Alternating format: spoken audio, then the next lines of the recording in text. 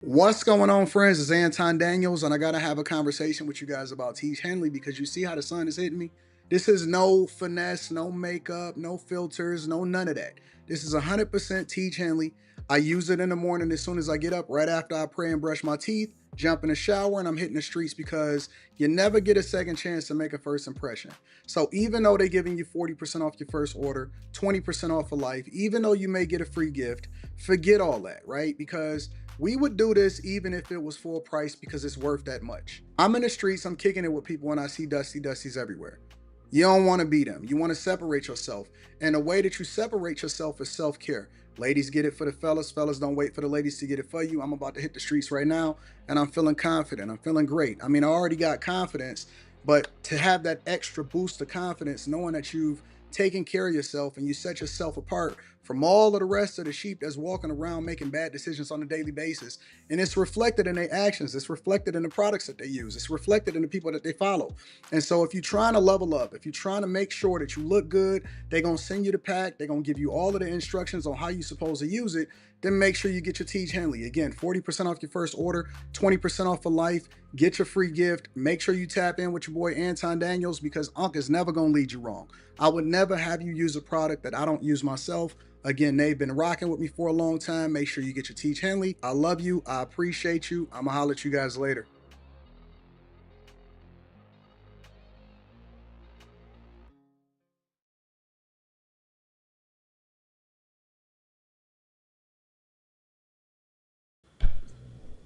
What's going on is Anton from AntonDaniels.com. I appreciate you guys for continuing to rock with me. Thank you for tuning in for another edition of the Millionaire Morning Show. I am your host, Anton Daniels. What up, what up, what up, what up, what up? What's up, family? It's never been a better day to be a U.S. citizen, right? With all of the war and the problems and the issues. I mean, we got our issues. We got things going on. What up, King Ali TV in the building? Spaces, Treese, your car, Los Souls Way. What we got? Jody, Brandy, Dan, Jordan, K. Cooper, Sabrina. Appreciate y'all. I appreciate everybody that hold me down on a daily basis. What up, Ryan Wright says salute Anton, Sabrina, K. Cooper. What up? What up? What up? Treese in the building, Purple Haze. What's up, friends and family? How y'all feeling today? Should I switch it up from just the white? Because I got pink, I got blue, I got all kind of different colors. I'm wondering if I should switch it up. Thinking about moving some stuff around. Maybe I move this over that way, that over this way. Making some modifications. Hopefully y'all enjoyed the show last night. Mo Lara in the building. A Wyatt, Boss Life Trucker, Ava Bookie, Cuddy, Graphic Goon. I am D Selman, Chip the Great. What up, Clean Cutsy Lawn? I see y'all. Messy in the building. What's happening? Dan, Quick Fix, Jerry, I see you. What's up, y'all? Treese. White is right. Stay on the white. Yeah, I like this. I like white. White is a great, clean uniform. When you see a guy with a clean white shirt, you usually see somebody that's about his business and on top of things. What up, Connie? What up, friends? Yeah, we in the building. Hold on, let me change my thing real quick. Give me a second.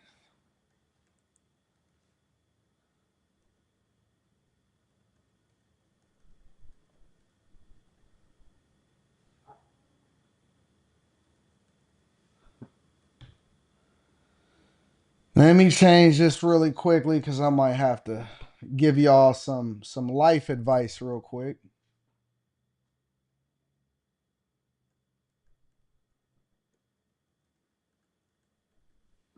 Might have to give y'all some life advice real quick because I see y'all can't figure it out for yourself.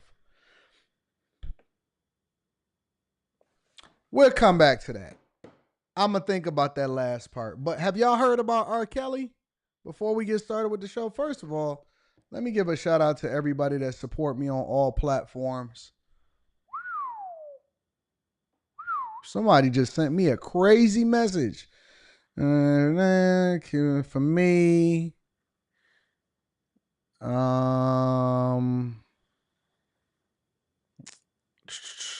Back to that. Any more honest about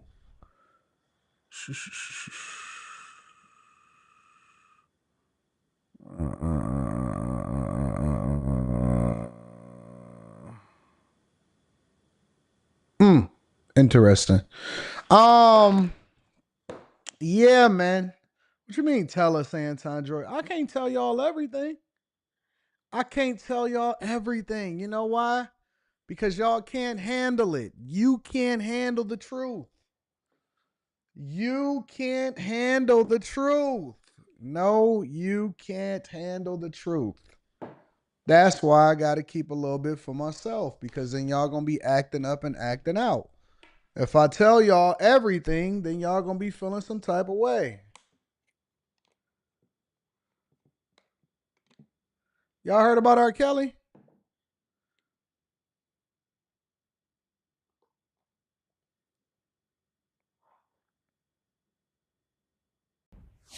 Breaking news this morning concerning R&B singer and convicted felon R. Kelly. Take a look at this post on X, courtesy of TMZ, in which they say that R. Kelly was reportedly rushed to the hospital from an overdose of medications in prison.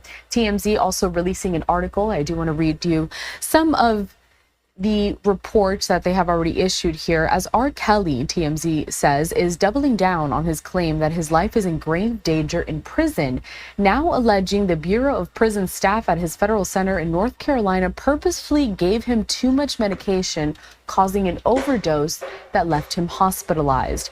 A court filing submitted by his attorney Monday claims R. Kelly was left bedridden in a hospital after a solitary confinement staff member instructed him to take additional medication the night of June 12th.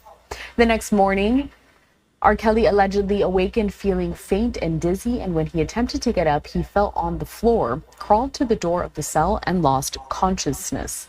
He was subsequently taken to Duke University Hospital, and during the ride there, he claims he heard a prison officer begrudge, quote, "This is going to open a whole new can of worms." During his 2 days stay at the hospital, Kelly says he learned he was given an amount of his prescribed medication that could have ended his life. Furthermore, Kelly claims in his Monday filing that prison staff took him off necessary blood thinner medication.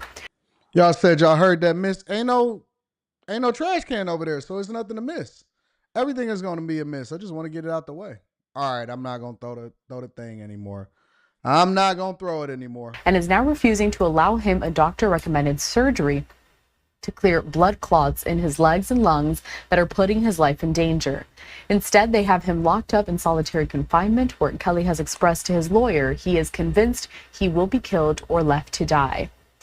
Therefore, the disgraced music mogul is asking for temporary release to home confinement for the third time, arguing his life depends on it.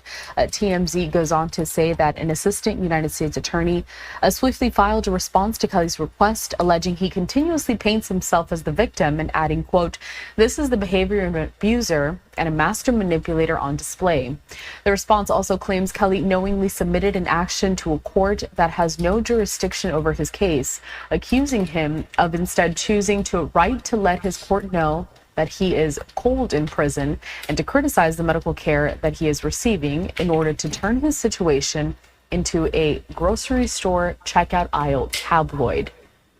Kelly's latest filing comes just a week after his legal team sought his immediate release due to an alleged foiled murder-for-hire plot against him.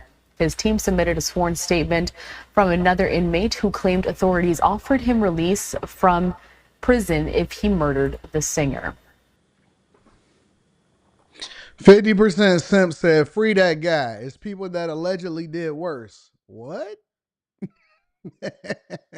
What?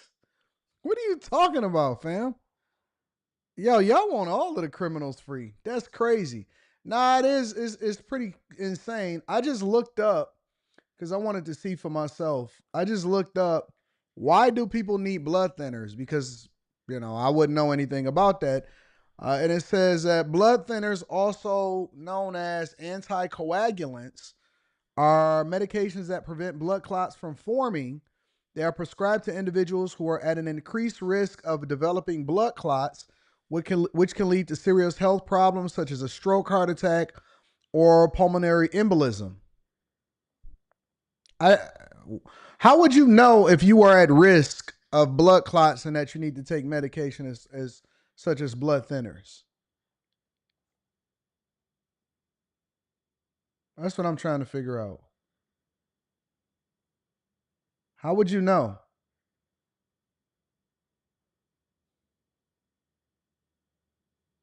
Hmm. Like, how do you know if you're at risk for blood clots? That's what I'm trying to figure out. Says his lawyer alleges that it was part of a murder plot.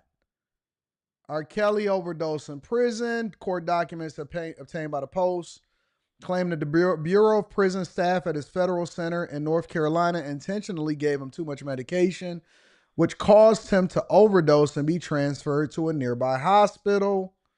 He's serving a 31-year sentence for child sexual abuse crimes, was forced to take medication in solitary confinement on the night of June 12th. Why is he in solitary confinement? 31 years. Good God. 31 years? R. Kelly ain't never getting out of jail. The next morning, Kelly allegedly felt faint and dizzy and started to see black spots in his vision. Tried to get up, fell to the ground before he called to the floor in his cell and lost consciousness.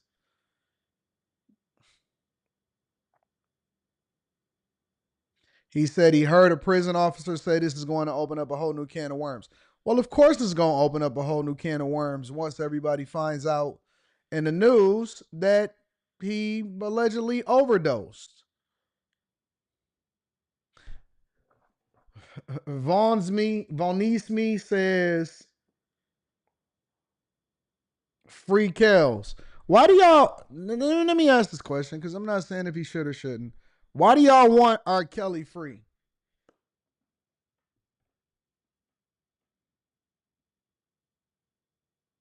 Brothers Keeper says 31 years for something that happened in 1998.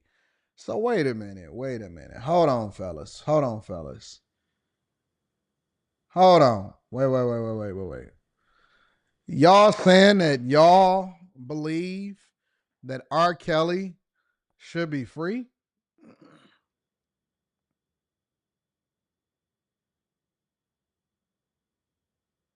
Chili P says not free, but 30 is wild. Okay, well, what is the amount that you believe that he should get for messing with girls underage and being caught on tape peeing on a chick? How much time? Connie said this could be a part of a plan to get him released. Yeah, I believe it could be part of a plan also. But if Tory Lanez ain't getting released, what makes you think that R. Kelly could be released? How much time should a person get? And why are y'all saying free Kells? Onaka says we not doing this. The parents should have been held accountable too. Okay, cool. Somebody said 10 years.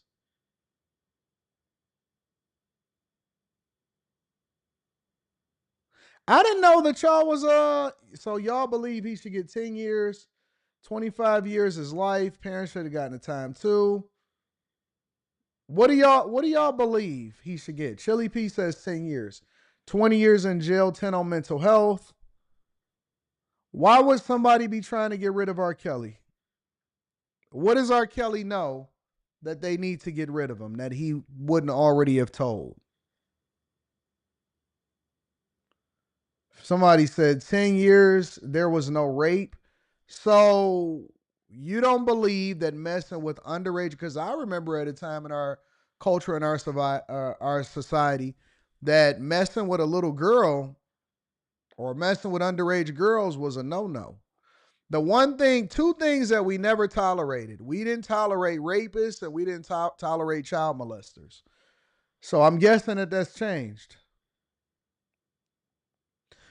Listen, it's one thing if we talking about the Me Too movement. I don't believe in the Me Too movement. The Me Too movement is based off of women acting like something happened to him, but they can't necessarily prove it. And we don't know if it's true. And it's a lot of guys that's under duress for women saying things that they didn't happen, that didn't really happen. That's not what we talk about. And I know that he's a celebrity, but let's remove the celebrity from it. All right. Let's remove the celebrity from it. Let's say, for example, that R. Kelly was just Robert Johnson and he couldn't sing and you didn't know him.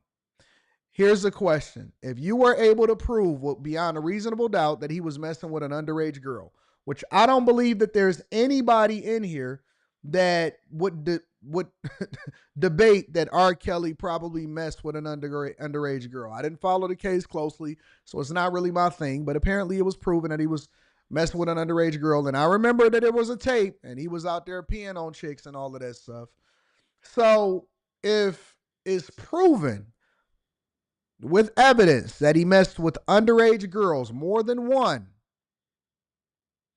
are you telling me that we no longer have the standards that I grew up having, where child molesters and rapists are kind of like the bottom of the barrel, bottom of the earth? I'm just asking a question because I'm just curious. I just want to know.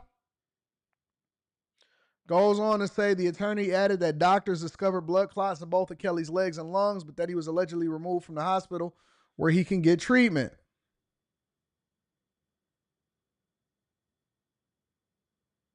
Can I check what he was convicted for? Sure.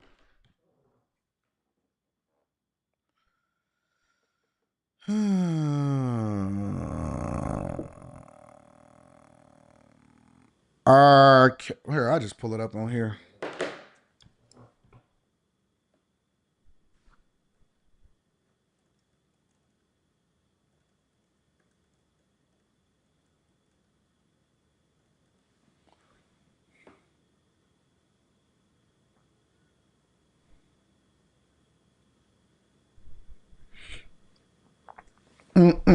Sentence in the United States following 6 weeks of trial, indictment. A federal jury in Brooklyn convicted Kelly on all 9 counts of a superseding indictment charging him with racketeering predicated on criminal conduct, including sexual exploitation of children, forced labor, and Mann Act violations involving the coercion and transportation of women and girls in interstate commerce to engage in illegal sexual activity. That's what he was convicted for. Sexual exploitation of children. All right. So that's what he was convicted for. So what I'm asking y'all is, do we have the same standards as we had in yesteryear?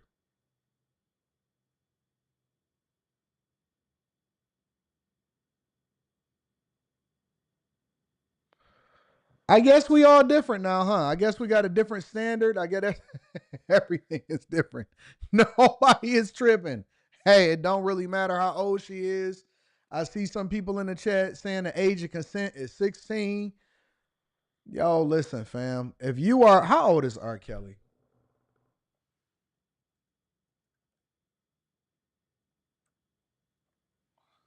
R. Kelly is now 58. R. Kelly is now 58 years old. Diddy is 55. R. Kelly is 58. All right. So what y'all basically telling me is that the Kelster, because even if he was convicted in 2001 or 2021, it's 4 years ago, he was still in his 50s. So let's say, for example, he had did crimes 20 years ago. That means that he would be 38. He almost 40 years old. This dude been out here in these streets for a long time. So let me ask y'all a question. Let's say this was 10 years ago when he was almost 50. He was going on 50.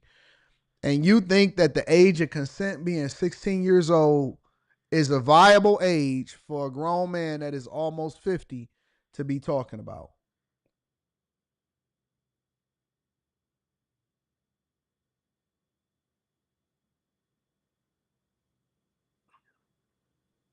I'm just asking. I gotta know the temperature because R. Kelly is got blood clots. That's big news. It's all over the news, so we gonna cover it. We covering everything popular culture, and I'm trying to figure out where your mind is at.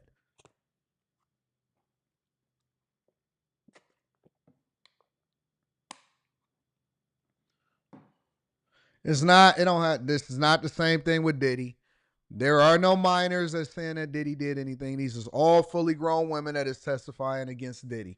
Ain't got nothing to do with that.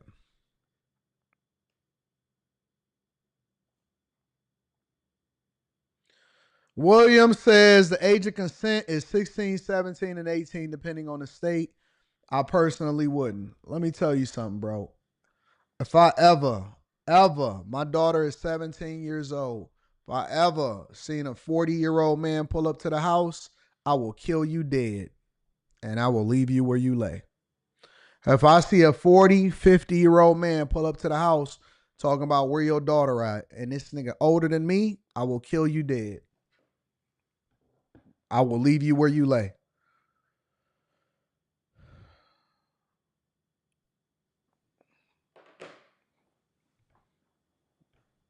I'm just telling you right now. You can talk that age of consent stuff with somebody else. Y'all can talk that technicality. This is what the laws are. All of this stuff. Shoot first, ask questions later. That's what I'm telling you. It's all going down right then and there. Real talk. It's either gonna be me or you. I hope it's worth it. I hope it's worth it. I hope it's worth the risk. See, y'all keep getting caught up on Chris Hansen's MSNBC and stuff like that. I think that y'all be catching it light. When the police officers arrest y'all for coming and kick it with, I believe that finding a man, a grown man with a underage girl should be grounds for stand your grounds law. I think it should be the same way. I don't think that your life should be in danger. I think that if you catch a grown man with a little kid, that should be grounds for being able to completely get off, never even be arrested for peeling somebody's muffin top back. Honest to God. I honestly believe that in my heart. I know that we didn't have these conversations often on this channel, on other channels, on panels, on platforms. And I'm thankful that you guys have felt compelled to be able to illustrate how it is that you feel about underage. But I believe that should be grounds to just right off, take the whole top off. No questions asked, no none of that. Honestly. And I know that y'all gonna feel some type of way. Oh, Anton, listen, I'm not riding with you on this one, big dog. Let me go ahead and turn this red. I'm not riding with you. I support my guys on a lot of things. That's not one of them. We got to be equal accountability partners, and that's not it. That one is not it. I think that you should go out. That's the end of your lifespan. We shouldn't have no more conversations with you about it. We ain't no trials, ain't no conversations, ain't none of that. Think about it. Even prisoners, even some of the most egregious killers in the world understand the game. They be like, you know what? But if you really did that in real life, that's a problem. This ain't like Me Too. This ain't like none of that. That's his own issue. The thing about children, because women are grown now. You know what I'm saying? I can understand the changes with women in that people are saying, yo, listen, no, we got to move a little bit different. Women can choose for themselves. They out here Me Tooing dudes. So now we've kind of evolved over time because it used to be women and children were off limits. You know what I'm saying? You can't necessarily, women and all of that stuff. But women been setting men up. They've been getting them killed. I just looked at a story that I decided not to do today where a woman was stealing something off of a guy. They getting them set up, killed, all of that stuff. And so the women of today that say that men don't protect them no more, based off of the whole K. Michelle conversation, they different. This is a different breed of woman. So I believe to a certain extent, depending on what you're doing as a woman, we got to remove them out of the equation. But the kids are still right there. The kids still got to be protected because they don't even have the capacity to defend themselves. They don't have you know what I'm saying? They're not even old enough to really get themselves together. Kids are still right there. So I know y'all want everything to be liberal. I know that they continuing to push this whole liberal agenda where people can't tell who it is that they like. That's how they started with the alphabet community so that they can eventually push it over to animals and children. And the logic is this. This is the legislation a lot of times that they keep trying to push through unsuccessfully over in California. The logic is this. This is the reason how they reasoning with it. And it makes sense. And this is why y'all got to be careful of what you open up the door to. Why you got to be careful about Pandora's box. Because what they basically doing is saying, okay, if you can't define what a woman is and you can't help who you're attracted to, and that should be a part of our rights, that should be a part of your rights as a human being inside of the United States of America, that you can love who you want because we can't control who we attracted to. They say being gay, being trans is being caught in another person's body. Their sexuality and gender is two separate things. They've now separated it. They trying to push this in our agenda, and you then make this argument on my panels. Cool. Well, then now the argument is, well, if you can't control who you attracted to, then that means that should go across the board, because a lack of control or a lack of a lack of consciousness when it comes to attraction, that shouldn't be defined by just whether or not it's a man or a woman. They saying that you should be attracted to an animal. You should take off the limits of being attracted to a kid, all of that stuff. And I'm not going for it, bro. I'm not going for it. I know y'all keep on trying to push it. I'm not going for it. Nope. Nope. Nope. Nope. Nope. Nope. And this is why I said we never should have opened up that box in the first place. And so again, I know that y'all all, no, man, but I just like them younger. Okay. Stay above 21, 20, whatever it is that you got to do to be legal. Cool. Stay there. But the minute that you cross the line, teetering over, oh, I didn't know. That's all I got to say about that. Yeah, man. Yeah, I'm not with it. So God bless R. Kelly. I think he made some of the greatest music of all time. But I don't know what to say about that. I can't personally advocate for everybody to be free. That's just not my thing. I can't do it, bro. I can't personally push for R. Kelly to be free. It was wild. He a wild guy. Shout out to my dog Mike, that dude. I appreciate you for holding me down on Cash App. Also want to say what up though to my dog Spencer Campbell. I appreciate you. Thank you, Spence. Detroit brethren. Are y'all coming to the meetup? Don't say the location. Are y'all coming to the meetup in about a week and a half? I'm pulling up. Me, my security, and I. Me, my guy, and I. We gonna be chilling. It's gonna be a fun time. Might want to get there early. Let me see what y'all talking about inside of the chat. Glorilla, the new gospel queen. I don't mind it. I don't care. It don't bother me at all. Mr. Youngblood City says, good morning, family. Good morning, Mr. Youngblood City. I appreciate you, bro. It's a welder. My son is going to the military. I'm scared. Don't be scared. Your son going to the military is the best thing that could happen to him. Trust me. I think that more men should go to the military. More men should. He gonna have a world of opportunities open up to him, Mr. Welder. Trust me. He can go to certain states where he not gonna have property taxes. He gonna be able to get VA loans. He gonna have guaranteed income if he makes it through, and if he sticks around long enough. And they'll be able to pay for his schooling. So all he got to do is stay focused up. Don't get caught up with no hoes, because I heard that it's a little bit messy inside of the military. Stay focused. Make sure that he pick a field, a career field that's gonna be beneficial to him long term. It's gonna be awesome. Don't be scared. He cool. He'll be all right. But he'll be all right. Gemini Pro versus ChatGPT Plus. Looking for insight. I like Gemini Pro. I've been playing with them both, but we're gonna talk about it on the live stream that I'm gonna do tomorrow. And we're gonna get to it. He'll be good. Trust me, he'll be all right. They call me Mr. Bibb. Says she had a nice shiny forehead last night. Oh, we east side in the house. Shout out to they call me Mr. Bibbs. Chase Barnes says happy Tuesday, AD and peeps. AD, to update you on the wedding planning. We are 100% self-financed, no debt, a little help from the parents. All right, I like that. I like that. Shout out to the new chasers.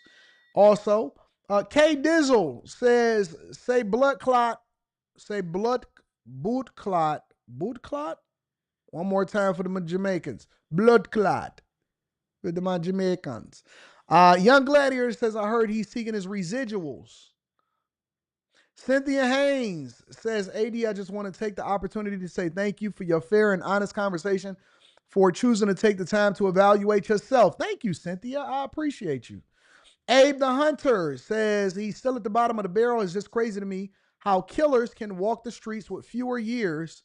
The system needs to be fixed. I don't get it, Abe. You're missing me, Abe. You're missing me. You really are missing me. Maybe I'll take another call today. We'll see. Shout out to 50% Simp. I appreciate you for the super sticker. Solution Trucking Channel says, I was just watching a video with you, TLA, and that other man who made a video about him messing with a 16-year-old and her mother. I don't care about the legal age. I agree with you, AD. Yeah, that was old school. Man, that was some years ago. That was Versace Roadman time. You talk real talk before heading to work. Keep it up, bro. Shout out to you. AC Reviews the World says he was known as the Pied Piper of R&B for a reason. Solution Trucking Channel says, I'm not messing with a teenager as a grown adult, bro. Enforcer 2K9 says, how many kids are being essayed by step family and or mom stuck boyfriends, though? A lot of those problems stem from the wrong people being allowed into the home. It's a lot of them. It's a whole lot of people, real talk. All right, y'all. So where we going on this live stream? Y'all want to go straight into Iran, Tehran, Trump, or do we got to address another social issue? Let me address this other social issue really quickly, and then we can get to it. Louisiana. What y'all got going on over in Louisiana? Y'all can't catch no criminals. They out here in these streets doing what they want to do. The kids ain't in control. They say that y'all supposed to be up underwater soon. I'm going to read that super chat shortly. What up, Molly? Y'all can catch Molly tonight on After Hours. What's happening over in Louisiana? I'm going to read that Cash App also. Have y'all heard about this? The kid, the people that have been arrested because they got into a fight and then the kids wound up killing the other kid? Here, let me bring y'all up to speed on this one. That ain't what I meant to do. Let me see. I'm still on. Girls! Have y'all seen this news report right here? St. John Parish crime cameras captured the moments before a fight on 3rd Street in Reserve got deadly. The blue pants is going to be the deceased victim, Talik. He's losing. Police say 18-year-old Jaden Williams shot and killed 17-year-old Tyleek Jackson Thursday night around 8 p.m. Sheriff Mike Trigg says the crime started as an altercation over a girl, but quickly escalated. So Jaden loses. I have to admit, I have been one of those type of guys. I've told this story on, I believe, After Hours. That I have gotten into a fight over a girl in my youth and my adolescence.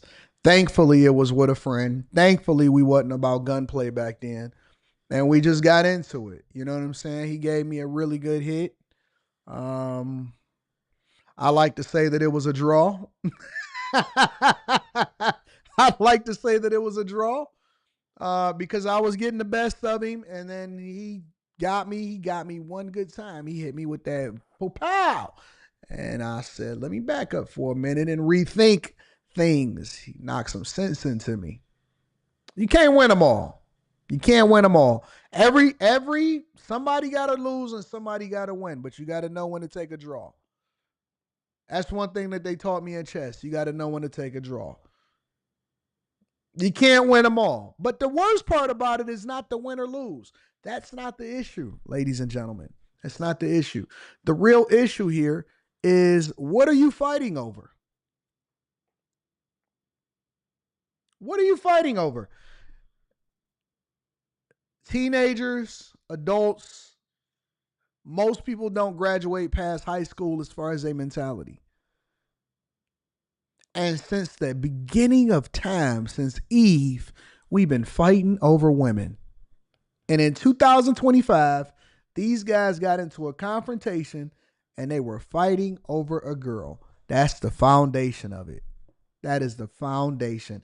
Fighting over a little girl that's probably going to have 3 kids and 3 baby daddies and start her TikTok in about 4 years. Over a chick. I learned back then, because I'm going to just tell you, listen, can we be honest?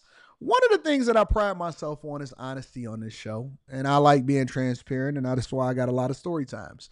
I still never got the box. What was her name? If I could remember her name. Sharon, something like that. What was her name?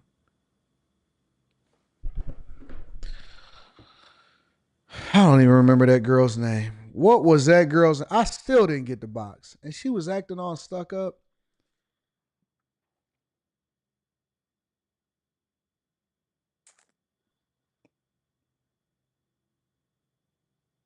I don't remember that chick's name. I should remember that because that was one of my unconquereds.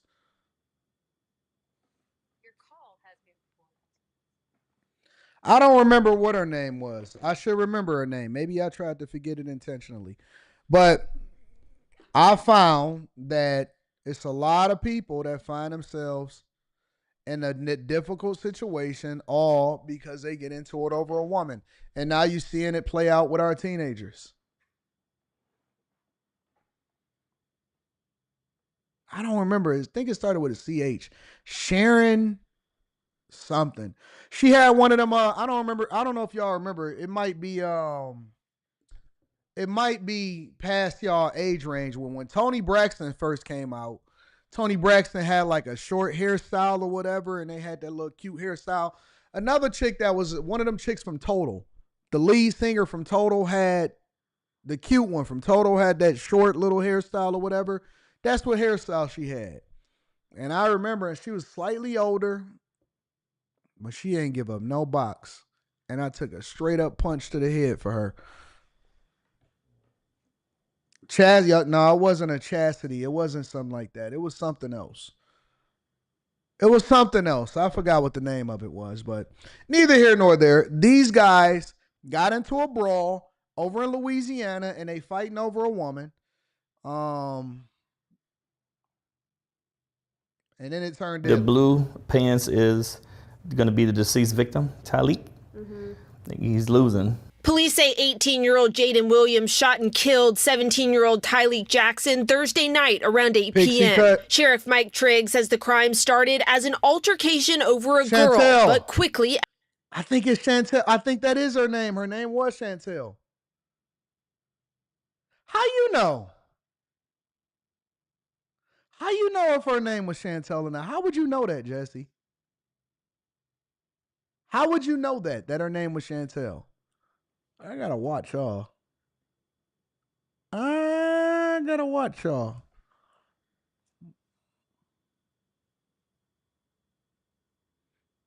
You know her? You know her? How you know? I gotta watch y'all. Y'all might have some divine something going on. Either that or y'all might know some of these women. You dated a Chantel too? Crazy. Because all Chantels is crazy. That's why I don't mess with Chantels no more. I don't mess with them. Any girl that's a Chantel, you Chantel? Okay. All right. Escalated. So Jaden loses his shirt and he's running. Now, the victim in the blue warm-ups, I guess, he's getting himself prepared to fight more.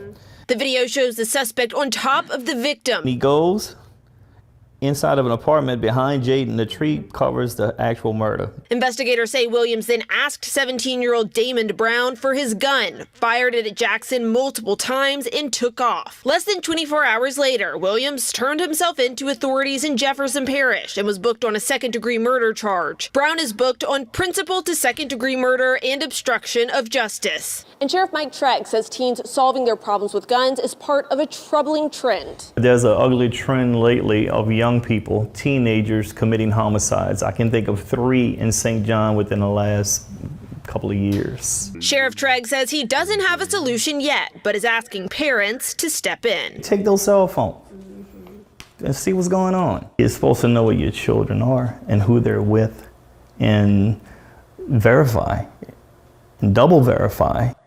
I'm not really sure. Listen, I'm a fan of accountability and I'm a fan of parents, but I'm not really sure if that's a real solution, Sheriff.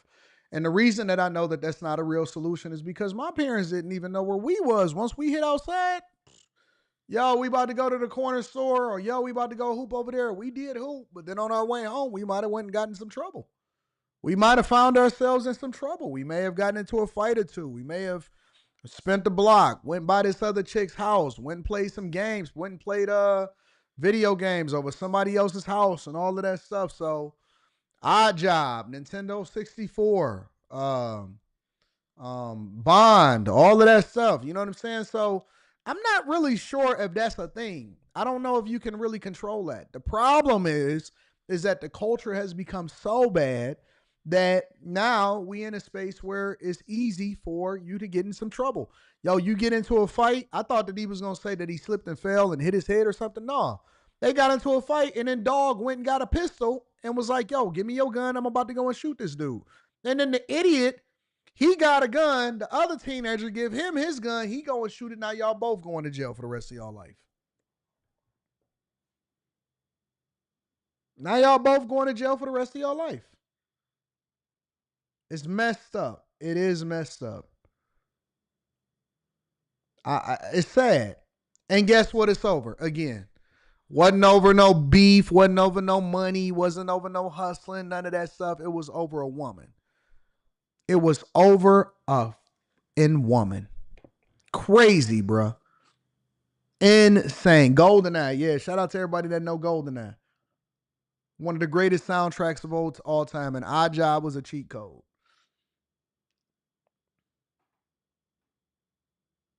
It's messed up, bro. Over a woman, over a girl. And guess what? You'll never know who she is. She probably feels all extra. Yeah, you know. They was fighting over me. One of them got killed over me. Over box.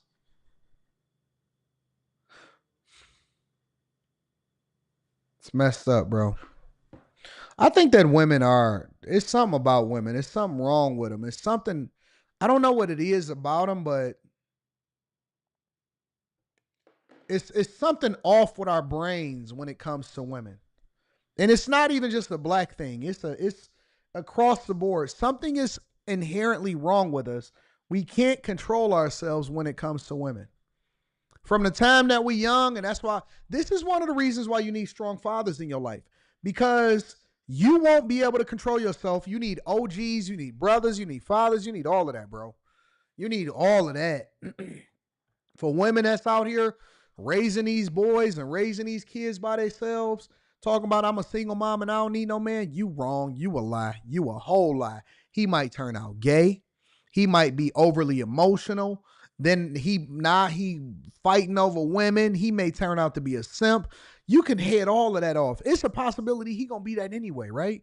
But you can probably head off like 97, 98% of that stuff if you just get some strong men in his life, and they gonna teach him. They gonna teach him things that you can't teach him.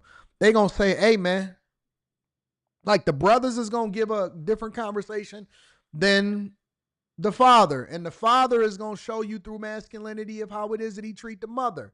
And the fact that he go to work every day and he don't make no excuses. And even when he get laid off, he's going to be the forefront example. The brothers, the big bros, is always going to be the ones that give him the game. Real talk.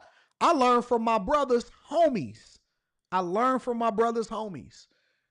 All about bustos. Didn't even know that there was a possibility of bustos. I said, oh man, that girl, she's so cute. Young teenager. Yeah, man, I like her. Sitting in the front of the house, parents at work. We just got done hooping. It's the summertime. She came over and was, oh my God, you're so cute. Hugged up on her. The homies was like this up on the porch. My brother's homeboys, my brother and his homeboy, they like this laughing. Look at this little nigga. She was older. She was older. You know what I'm saying? Little neighborhood bop. I was falling in love. As soon as I was about to kiss her, hey, time. I look up, about to kiss her in front of her. Hey, time. Look up. And he doing like this. And you know what the funniest part about it is? I remember this like it's yesterday. He said, and I'm like, what is he doing? Why is he like that? But then I started getting embarrassed for the girl. Had to get that simple out of me early. I started getting embarrassed for the girl. Why am I getting embarrassed for the girl? Because he's doing like, we both look up, he's doing like this. She ain't even really tripped like that. And I'm thinking to myself, oh my God, why is he doing this in front of her? Like, dang, he telling me not to kiss her or whatever like that. Dude, I'm looking up like this. He just walk over, grab her by the hand, took her in the crib, bust her down, didn't even say one word. Right there in front of me. I said, did that just happen? Is this real life? He walked over, grabbed her by the hand, took her in the crib, and bust her down right then and there. He said, dog, don't ever, ever in your life pedestalize these hoes. He says, you got to know he told me, he says, you got to know the difference between a chick for the streets, no matter how, you know what I'm saying, no matter what age you are, you're going to have to stop pedestalizing. It's some chicks that's for the streets, and then it's the good girls. You're going to have to differentiate between a chick from the streets and the good. I never forgot it. Never forgot it. And I never fumbled a bag.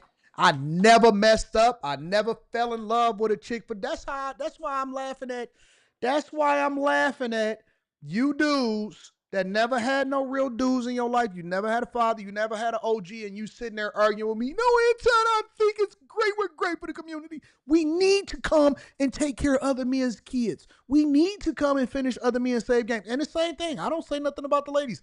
If the ladies say to Anton, I don't want to get married to this guy because he already got a kid, I wouldn't be mad at you. I'm an equal accountability smoke giver. I would not get mad at you. Antoine Johnson says, broke your little heart. No, it didn't. It didn't break my heart. It opened my eyes. I was confused at first. And then when I seen how it played out, see, he got to me before I got too close to her. He got to me before I really started liking her. You know what I'm saying? And so I thought that you got to kiss every girl. I thought that it started with you falling in love and all of that stuff. He was like, nah, He said, you got to vet more effectively. Don't you get caught up. Don't you be the dude that's holding on to the girl, trying to show off and say that this is your chick and every single person on the football team that already bust her down. No, he didn't. He taught me a valuable lesson, and I'm forever thankful for it. Forever thankful for it. Taught me young. Never simp out. Never mess up the money. Never pedestalize a chick. And that's why a lot of women don't understand. You can't finesse me. That's why I got the results and I understand the nature of women. And this is one of the reasons why we're successful in these conversations that we're having. We gonna wake every single dude up. One guy at a time, we gonna snap him out of it. One guy at a time, we gonna snap him out of it. Hey, stop being a son husband. Stop simping out. Stop going and taking on another man's save game. Stop being out here trying to pedestalize these. Stop. Grow up. Stop worshiping women. Stop placing them above your purpose. It doesn't mean that women aren't awesome. It don't mean that you can't leverage them. It doesn't mean that they shouldn't play a role in your life. But she going. And then they gonna pop up and say, I bet she won't. And I'm gonna say, I bet she will. I bet she will. I bet she gonna come back. I bet she gonna kick it and bust it down for a real one if you give her an opportunity. I bet she will. I don't trip. Dudes say stuff like they said all the Anton, I'll take your girl. Okay, do it then. If you can get her, she yours. If you can get her, then she yours. I'm not tripping. Now, that has been unsuccessful because, representation of me, and that's great. But if you can get it, that's listen, that's the game. I'm not going to get mad at you. I'm not crashing out over you. I'm not going to fight you. I'm not about to go and pull out a pistol and risk my freedom and not being a good father to my daughter over her. That's yours. What you think is they the only ones that's here? And don't get me wrong, I love it. I love it. I love you for as long as you want to be loved. But the minute that you decide, and I told y'all my rule every single time, my one rule is I will never hold on to something that don't want to be kept. I'm never going to try to hold on to something that don't want to be kept. I'm never going to hold on to something that don't want to be kept. The minute that you want to be released, free willy. You just got to take everything that come along with her. You got to take everything that come with her. No takebacks. No takebacks. Love her to the death of me. For as long as you want to be loved. That's the game. Never get mad at the player. The game is the game. Anybody that's a part of any game, and we about to get into the show. Anybody that's a part of any game, understand that the game is the game. What do I mean by saying that the game is the game? If you a dope boy, you know that you could possibly get robbed, that there is no rules, that, you know what I'm saying, that you probably gonna have to hurt somebody or beat somebody up or kill somebody to make an example if somebody try to run off on a plug. All of that stuff, because that's the game. You live and die by the rules of the game. If you in the game of women, you understand that it's a possibility that they can go and choose up. Or they can choose out. So what you going to do, crash out over? Everything. If you in a content creation game, you understand that people going to talk about you. And instead of you getting mad at the game, you leverage it for more visibility. It's always the game. If you win corporate America, you understand that it's not about how good you are. It's about how well you like. So you got to figure out how to be a cultural fit and add value into other people's lives so you can continue to level up. That's the game. If you win the business game, if you own your own business, nobody cares about whether or not your grandma died. You should have gotten the corporate game and got some PTO. Get my chicken, make my fries hot, and make sure that the doors is open at the time that you said that it's open, or you're going to get a bad review. That's the game. You took the risk. That's the risk that comes along with it. Women have a hard time understanding the game, but the game is not meant to understood. It's meant to be sold. It's meant to be sold. The game is the game. You don't change the rules of the game. You learn to play by it. And if you don't teach your sons, if you don't teach your daughters, everybody is having a hard time with the game. It's the rules of life. Just is what it is. Anyways, y'all ready to get started with the show?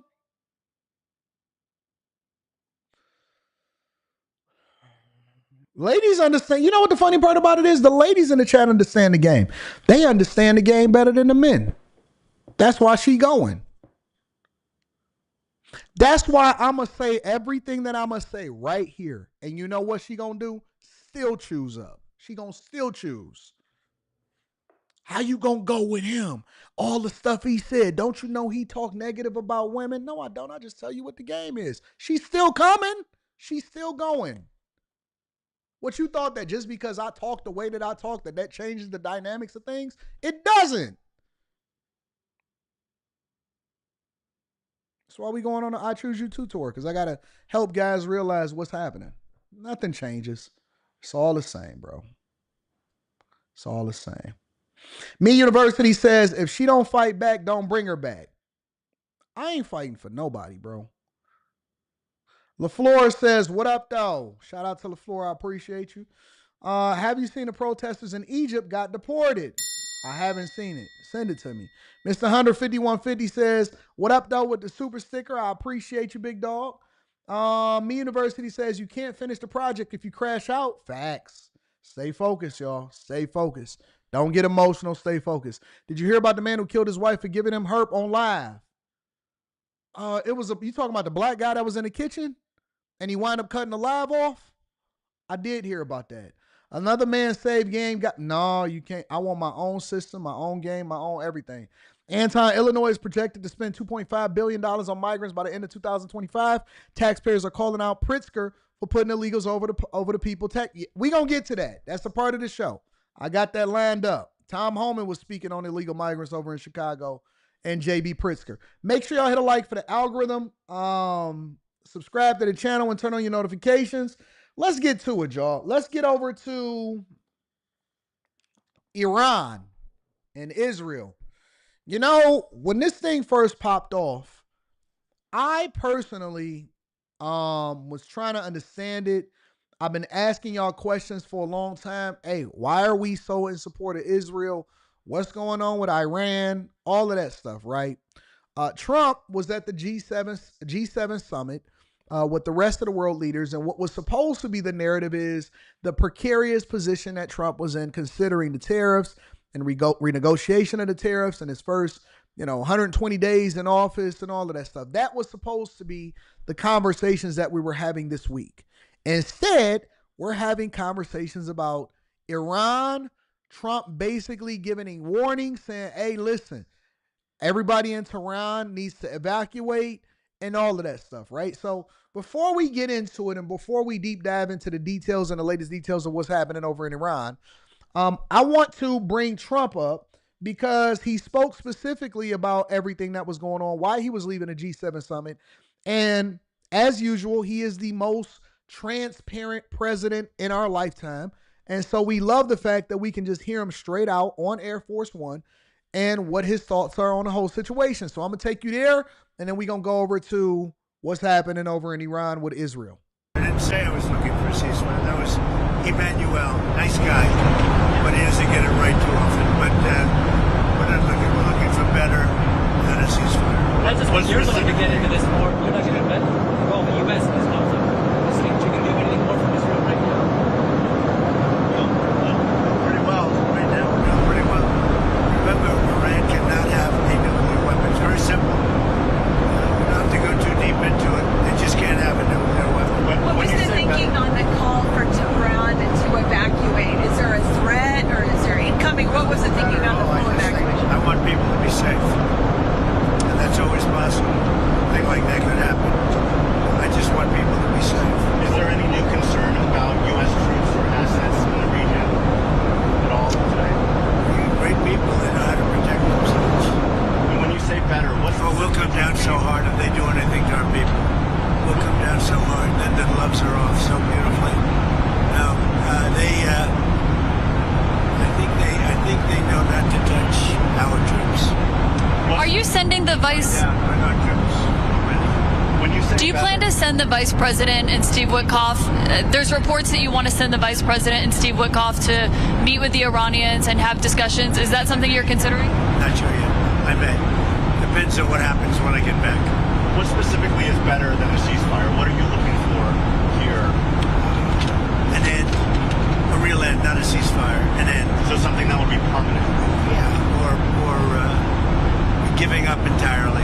Is that okay too? Are you closer? Is that possible? Is that possible in the next 24 Why not? hours? Certainly possible. Complete give up. That's possible, yeah.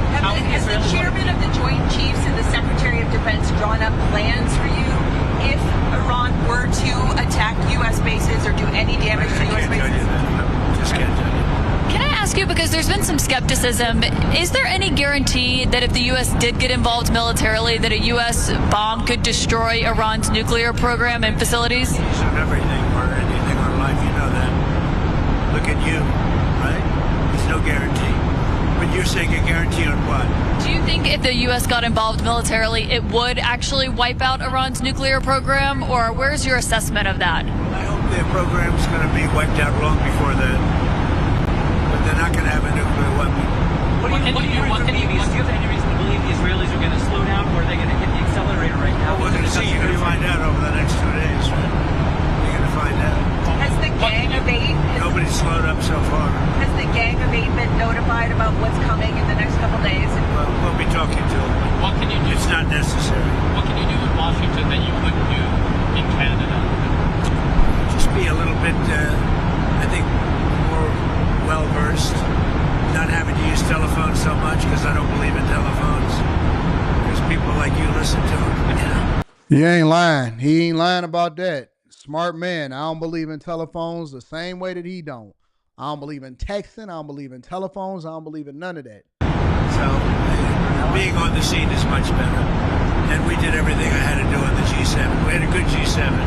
We signed the deal with the European Union, phase one of a deal.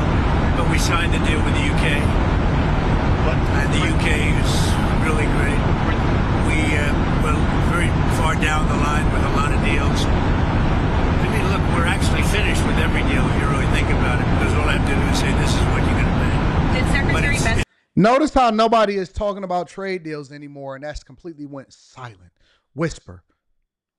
Notice how you don't hear any of the left talking about tariffs, that the cost of goods would go up, that we would be suffering at the pump. You don't see any of that. You don't see nobody on the left. You don't see MSNBC. You don't see CNN. All these organizations do is they chase headlines. There's no truth to a lot of the stuff that they're saying. The people is completely removed from it. All of these liberals that's on the left, nobody is saying anything. Nobody has any kind of problems or issues or troubles with all of the things that they said would be wrong with the tariffs and the trade deals and different countries withholding products and our ports and all of that stuff. All of that has just completely went away. Where did it go? Where did it go? Trump just told you. Trump said, listen, actually, we got trade deals with everybody. We just trying to put the fine tuning on it and signing the deal. He said over at the G7 summit, he signed a deal with the European Union. He signed a deal with the UK. He's still, putting the finishing touches on all of these other countries that he's negotiating with.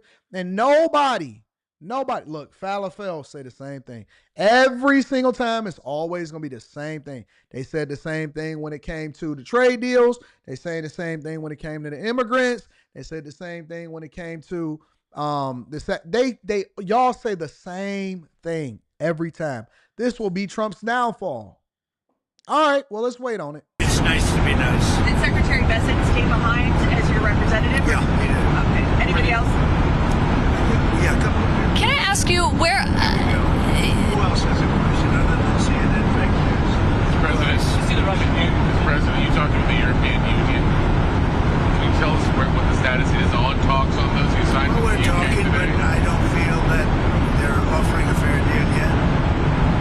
They've been very tough over the years. If you look at European Union, they formed in order to hurt the United States on trade. And we're either going to make a good deal or they'll just pay whatever we say then. What about the Japanese, sir? You met briefly with Prime Minister We had a great conversation. I thought he was terrific, actually. I was very friendly with Shinzo Abe, Prime Minister. Yes. He was a great man. But I think he's going to do a very good job. Do you think you have a chance of a deal there? There's a chance. They're tough. The Japanese are tough. But ultimately, you have to understand, we're just going to send a letter and say, this is what you're going to pay. Otherwise, you don't have to do business with us.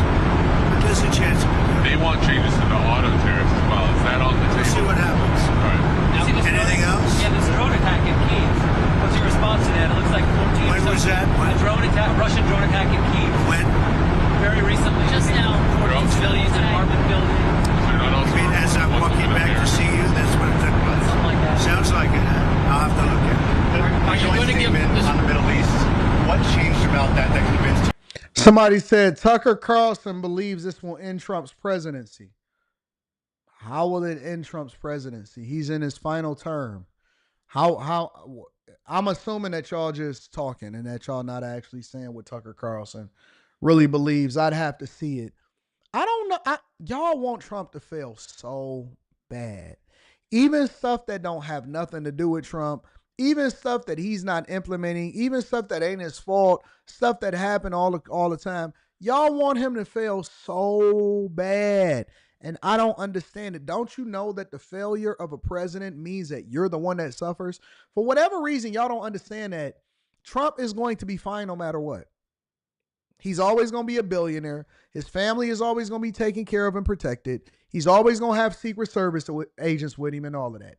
Don't you realize that if Trump fails in any capacity, it is imperative that he be successful?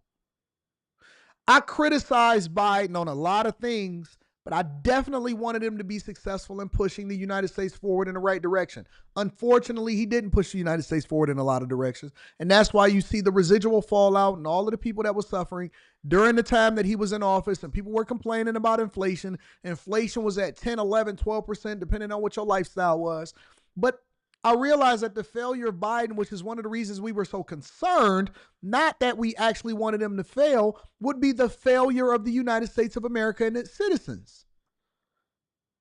So why would you want him to fail when you're the one that's going to deal with the fallout that comes with it?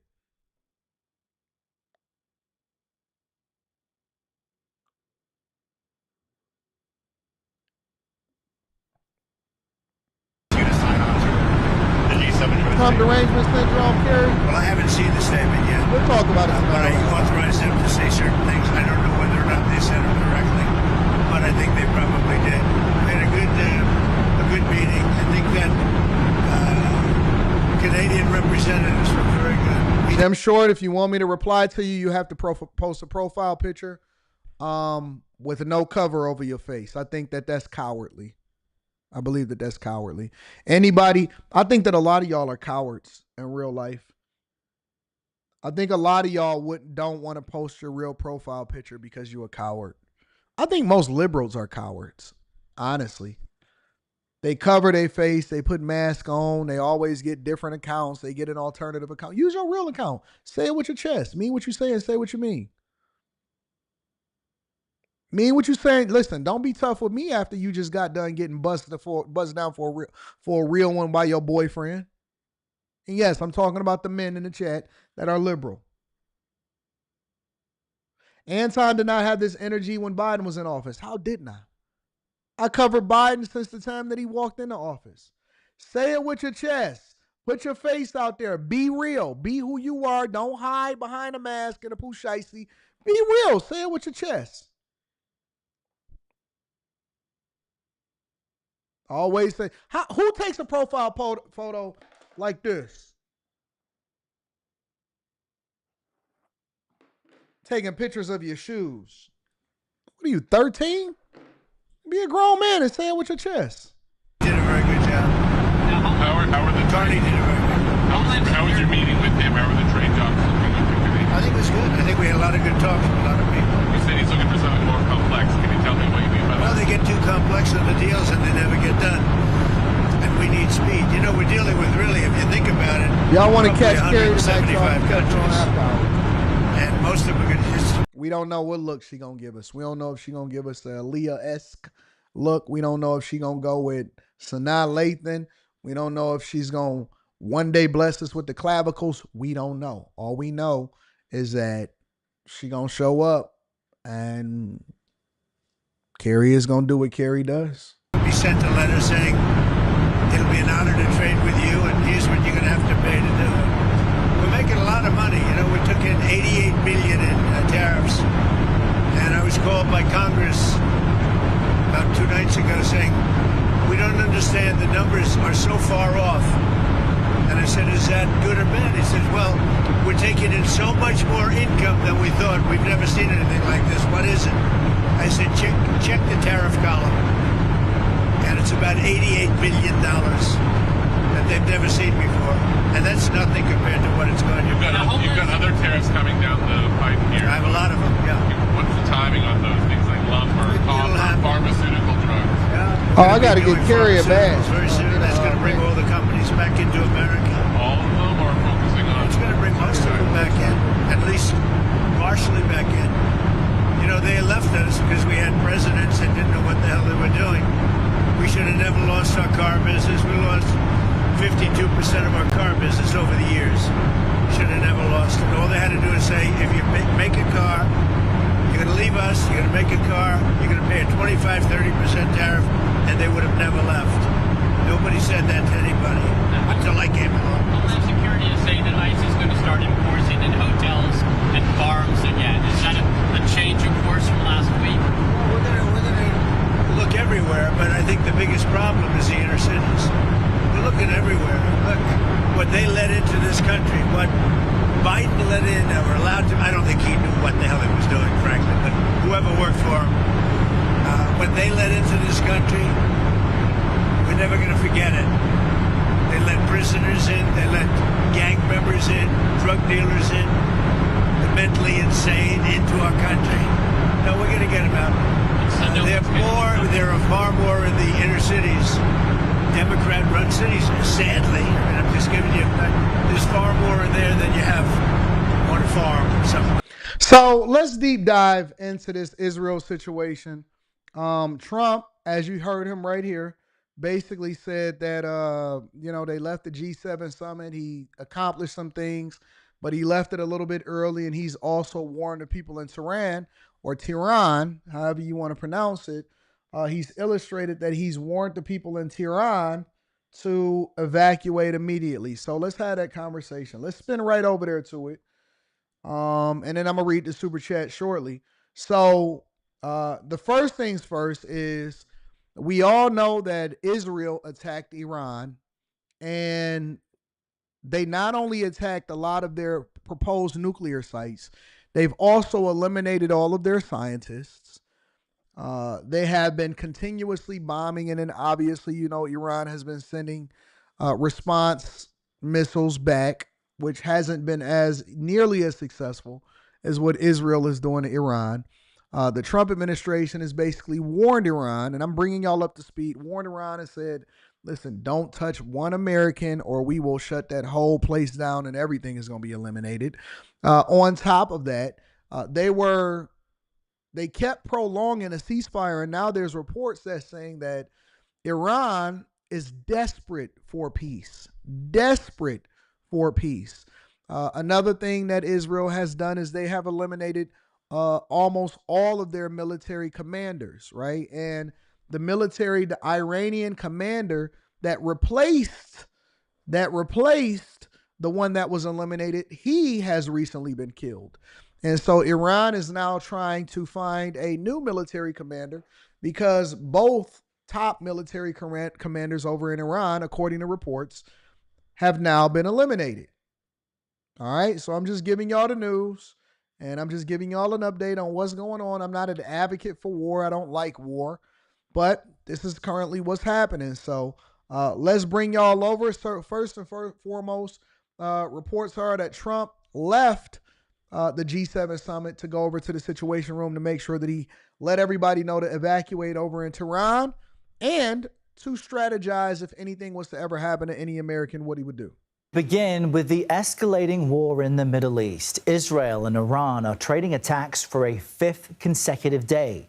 Now, overnight, Israeli forces say they struck several military targets in western Iran and claim to have killed a senior Iranian military commander in the country's capital.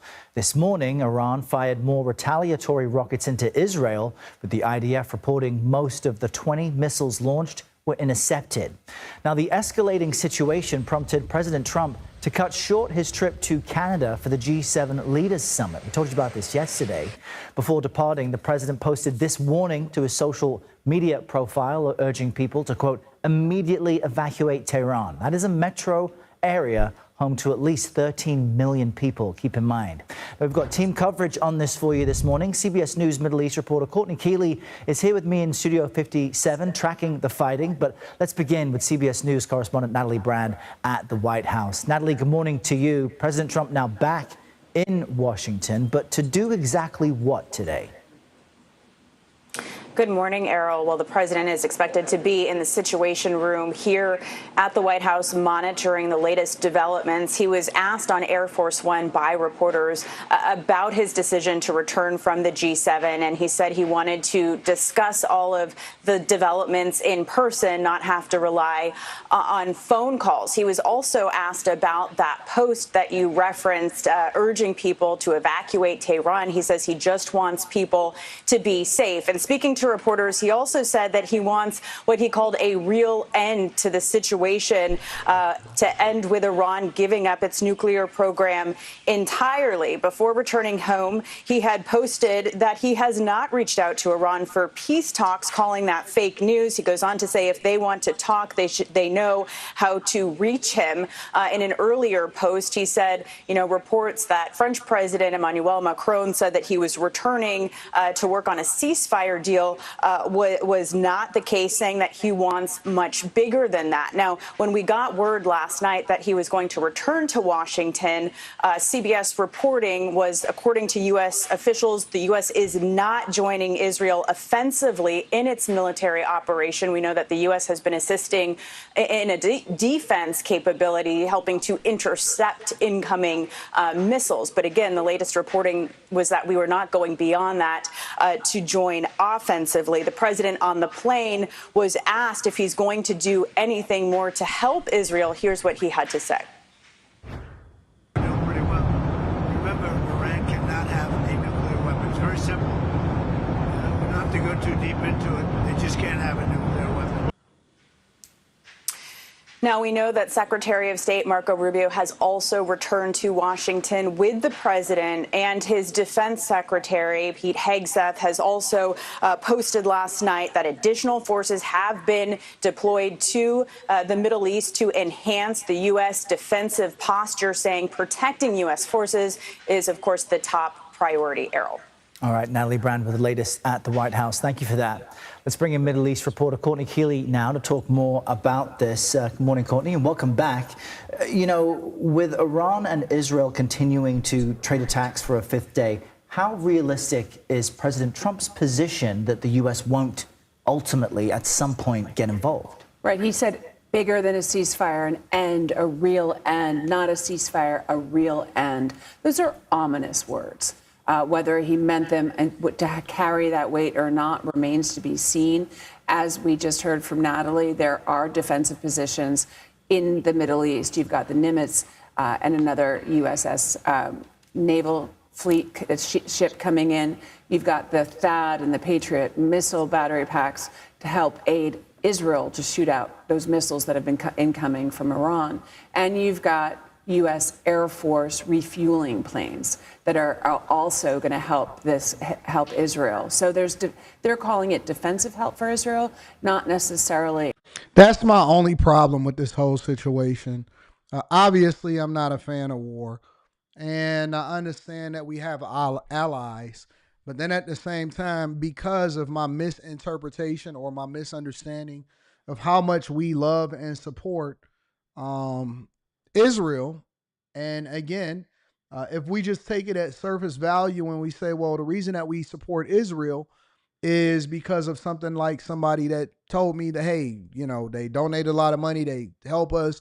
I know that there's some people in the chat that's always going to say, well, it's because, you know, of the fact that, you know, they're the Holy Land or something like that. I don't believe it has anything to do with the Holy Land. I don't believe it has anything to do with, you know, how we view them from a spiritual perspective whatsoever, right? I believe that our allegiance to Israel has to be much deeper than anything that anybody has told me thus far. That's my own personal beliefs. And so as a result, because we are a supporter of Israel and Israel is now at war with Iran, and they, you know, basically have jumped into this war head first, and they want to completely eliminate Iran and basically take them off the map and remove them as a player in the world market from a military perspective, from a financial perspective, the whole 9 yards. Because of that, now I have to evaluate it differently, right? Because I'm not a fan, I'm not a supporter of war, and I understand it from both lenses. I didn't like all of the resources and the money that we were giving and military equipment and help that we were giving over to Ukraine. And I believe that that was a Ukraine problem. And so I didn't want any kind of money that was spent here in the United States of America on that. And I hold that same position when it comes to Israel. If Israel decides that they want to take them off a map, and now I understand Trump's position and that Trump is saying, hey, listen, we can't let them have a nuclear weapon. Agreed, 100%. I'm not sure how far they were. Nobody really knows how far they were away from developing a nuclear weapon, and not to say that they should have been anywhere near getting to the point of developing a nuclear weapon. But I'm not a fan of that either. However, two things can be true at the same time. Man, this sounds like an Israel problem. This don't sound like an Anton Daniels problem. Sound like an Israel problem. Don't sound like a United States of America problem. Sound like an Israel problem. Don't sound like American taxpayer dollars problem. but we are supplying them with resources and refueling planes and military defense capabilities and all of this stuff. And so unless Israel is sending a check over here saying, hey, we want to pay for this, because a true partnership, a true allegiance is there to be reciprocation, and you guys are giving us something in order for us to give you something. Unless I hear something about that, and I'm sure maybe something is playing out behind the scenes, unless I hear something about that, my position remains the same. I don't want to spend American taxpayer dollars on anybody else's war. I don't want to spend American taxpayer dollars on anybody else's war. So, I'm just consistent in that. I'm consistent in that. I think that American taxpayer dollars need to go to American taxpayers. And unless they somehow, some way financially compensating us for our allegiance to them and our partnership with them, I still don't see the benefit of us supporting Israel, regardless of the fact of if I know that Iran needs to be stopped. So it doesn't really matter about any of that.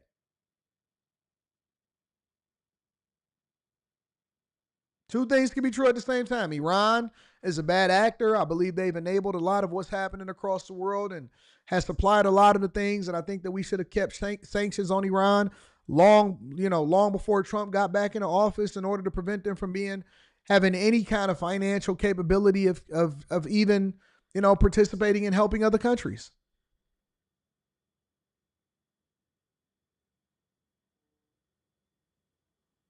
Iran can't have a nuclear weapon, bro. I believe that a lot of people, a lot of countries have a hand in a lot of what's going on right now. 100%. Absolutely. 100%. I believe that there's a lot of factors at play here. Yep, you are right. I don't deny any of it. This is the moment, I believe, here are some of the moments where the Iran state TV, basically what happened during a strike at this place. This is some of what happened. The escalating war in the Middle East tonight, Israel and Iran, the death toll climbing on both sides. Israel targeting Iran's state TV live on the air, and you'll see the anchor running from the studio. And Iran striking apartment buildings in Tel Aviv. Multiple civilians have died. Our chief foreign correspondent Ian Pannell on the scene in Tel Aviv tonight. This is the moment Israel targeted Iranian state TV live on the air. The terrified anchor running for cover as smoke and debris filled the studio. The building up in flames. This reporter with bloodied hands rushing outside, blasting Israel's attack. The Israeli military claiming the station is at the heart of the regime's communications, saying residents were warned to evacuate. Israel also bombing Iranian F-14 fighter jets, claiming it now controls the skies over Iran. But the Iranians unleashing their own blistering missile barrage into the heart of Israel. Videos posted online showing deadly strikes on residential apartments, eviscerating parts of downtown Tel Aviv. You can see the devastating impact of this Iranian ballistic missile strike. This was a residential apartment block, not a military target, and it's been totally devastated. The pre-dawn attack leaving residents in shock. The building shook. It was a big bang. It fell. At least 24 people killed in Israel, more than 220 in Iran, in a deadly conflict that shows no signs of ending. David, President Trump. We are very blessed to be here in the United States. I'm going to keep saying that. Every day that I see stuff like this happen, every day that I get new footage of what's happening over in Iran and Israel and stuff like that, and the fact that we've never known this in our lifetime. All we have is historical moments and memories of what happened on Pearl Harbor and stuff like that, but we don't know what this looks like. And I know that we are very, very much involved, and we very much should be in the political process and what's happening and what concerned about what's happening worldwide. But man, look, I'm so thankful. We just wake up and we take this thing for granted. We wake up and we go about our day expecting for the street lights to work, expecting for the power to be on, expecting for us to have Wi-Fi, for your kids to be able to go to school. We go up there and we argue with the teachers. We do a lot of stuff, man. We just expect for everything to work, for us to have clean water, for our cars to be working, for the gas station to be there, and for the DoorDash driver to have your fries hot and on time. We don't know nothing about this life. We so spoiled. We are spoiled to know that is just happening. Apartment buildings is being bombed. Downtown is being hit. Yeah, it's pretty crazy. Check this out. I want y'all to hear this also. All right, to Fox News Alert, President Trump is back in Washington after cutting his time at the G7 summit in Canada short. The commander-in-chief saying he has not reached out to Iran for peace talks. Meanwhile, more than 300,000 Iranians being warned to evacuate Tehran, the capital, as Israel's Operation Rising Lion intensifies, striking dozens of targets overnight. We have live team coverage. Mark Meredith is at the White House tracking the administration's response. Heated floors. But first we go to Mike Tobin. He is live in Israel and Tel Aviv as the Israelis assess damage from Iranian missile strikes to military and civilian targets. Hey, Mike. Hi there, Ainsley. The Iranian missile barrages are... What's wrong with his forehead? Why is it so long at the top? Got that long face. I don't know what that is. ...of every day and night. An Israeli military spokesman now says some 400 Iranian missiles have been fired at Israel. Is he room 9? I know he's not room 9 in his ability to communicate, and I don't want to get distracted here because, you know, we got the Millionaire Distraction Show. Got that thick neck, that long head. How can you get your neck thicker? Is it a way for you to get your neck? Can you work out your neck? That strong ass neck. Got a short, strong neck and a long head. What we saw in the overnight hours, however, was instead of the usual hundreds of missiles coming at Israel, what we have seen since the start of Operation Rising Lion, about 20 came last night. 4 missiles got through, hitting in the town of Herzliya, which is just north of Tel Aviv.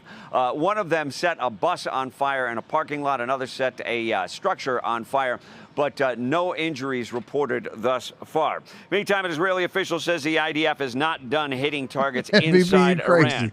Yesterday, the Iranian state TV building was burning after it was hit by an Israeli strike, a hit that happened while they were live on the air.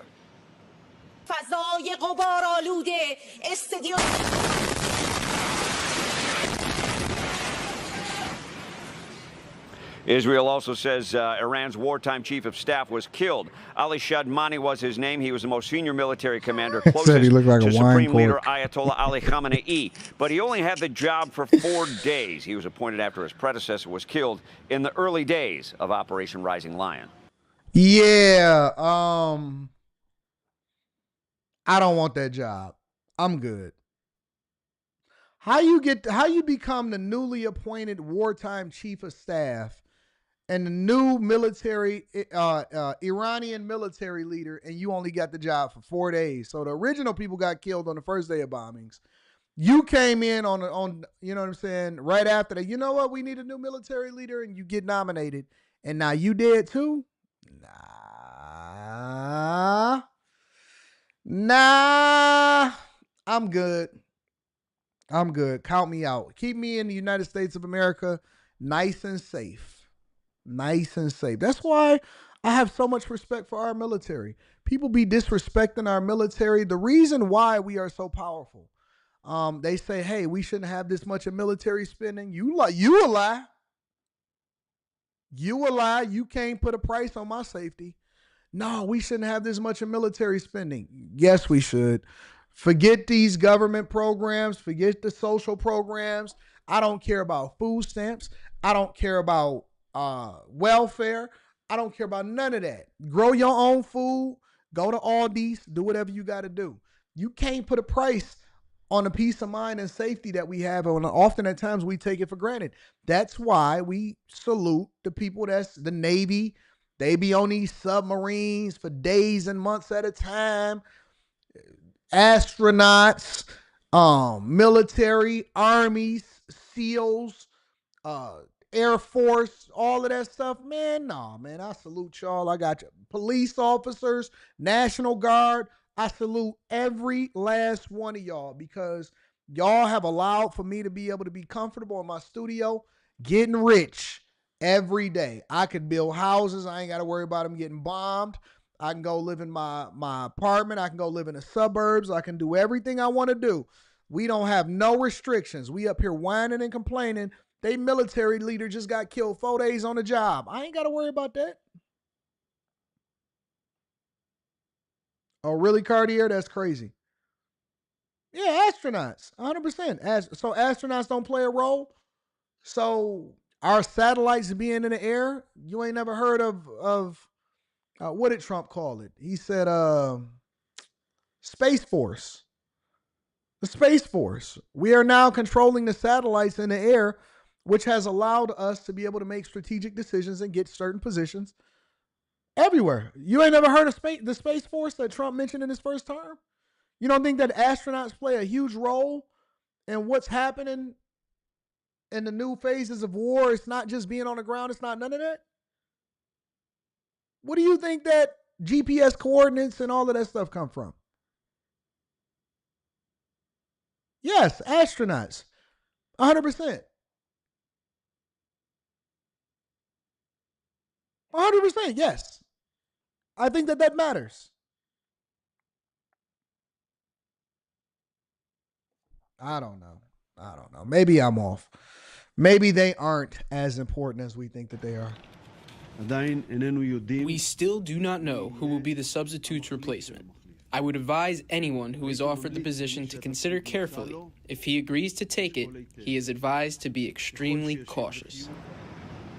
And that same Israeli military official says that 10 Iranian scientists essential to Iran's nuclear program have been killed since the start of the operation. Ainsley? Mike, you showed the video of the Iranian state TV, and we saw that blast while the lady was anchoring. She was.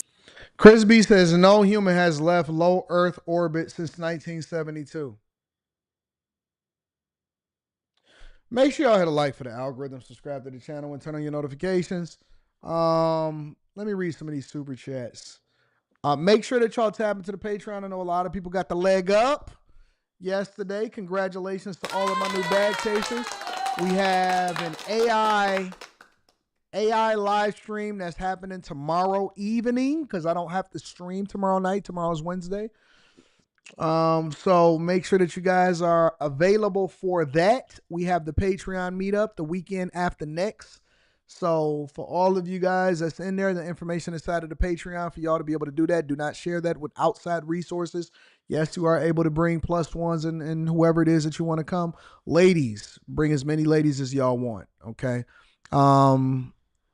We just gonna go in and we gonna have a good time. We're gonna go and we're gonna have a good time. All right. So make sure y'all tap into the Patreon. Link is in the description. Tiege Hanley, 40% off your first order plus 20% off of life. Thank you, Tiege Hanley, for continuing to hold us down. Let me see something real quick before we go over to the next thing.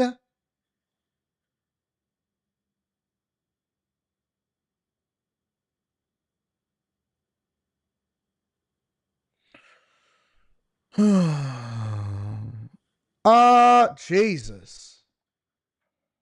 First of all, I want to give a shout out to ESDC in the building. Shout out to y'all. And let me acknowledge Chris James. Chris James, I don't usually say the amount that people give on Cash App because I'm appreciative of everything. I'm appreciative of every single thing that you guys contributing to the platform. I am not one of these live streamers that say, yo, I'm only going to, and I ain't knocking them. I think everybody should do whatever it is that they do. I support all content creators and live streamers and people that's trying to figure it out. But I just want to let you know that I am appreciative. I am humbled, and I am 100%, and I will always be 100% appreciative and humbled and thankful. I'm thankful for every single dime that anybody, I don't ask for it, but I always like to acknowledge it, that anybody gives into the platform. So I don't care if you give 99 cents. I don't care what you do. I am always going to read and acknowledge every last one of you because I don't have to, you don't have to be here. I don't have to be here entertaining y'all and holding y'all down. So I just want to let y'all know how thankful I am. Chris James sent a 100 ball on Cash App.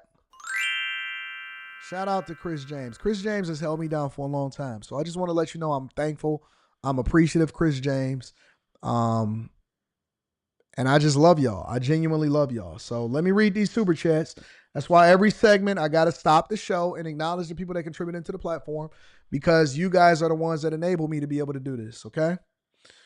Pete Shank says, good morning, Mr. Anton Daniels at the Millionaire Morning Show. What up, Pete Shank?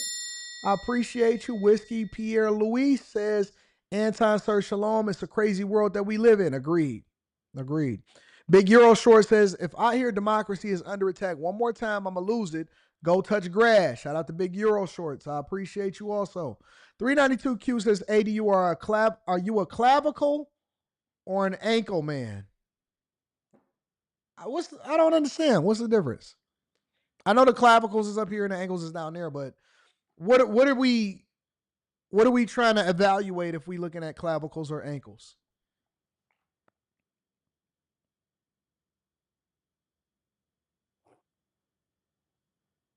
I thought you was gonna say, am I a boob guy or a butt guy? Am I a boob guy or a butt guy? I thought that was what you was gonna ask me. I don't know. I guess both. Mika, Donald J. Trump truly wants peace in Gaza and Iran. Pray for him. Shout out to my girl Mika. I like Mika. If y'all want to see Mika, y'all can see her tonight on After Hours. Just sent you an email for the Egypt-Gaza protest. Okay, thank you, Rush King. If I have time, I'll get to it. If not, then we'll get to it tomorrow. Carrington Love Jr. says, I'm going to send an email soon, Anton. You need male support on After Hours. Women only listen to men they want and who can make a stance intelligently. And I want Q, the host. Too sexy for my land. What? And I want Q, the host. You want Q? You talking about Island Girl Q? You want her? I don't know if y'all ready for Q. Y'all think y'all ready for Island Girl Q? I don't know if y'all ready for her.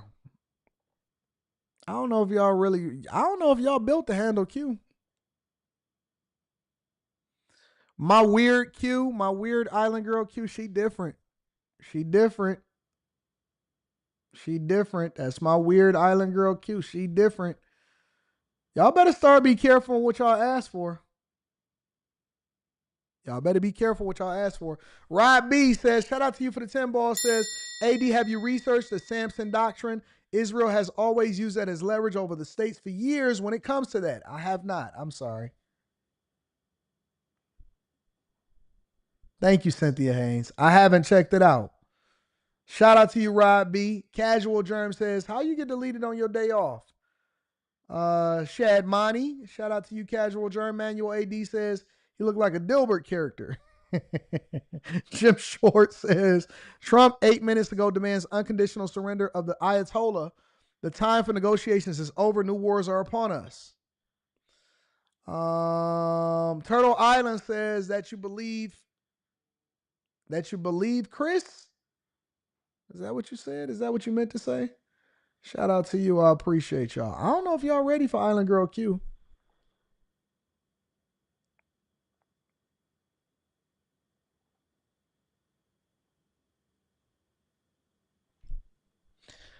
Mel Love says, I'm about to figure out all these people y'all mentioned attached to Anton's Zodiac charts. What is this whole Zodiac thing? I don't know nothing about this whole Zodiac chart thing. What is this? What does it tell y'all? What does it do? What's going on with this whole Zodiac thing?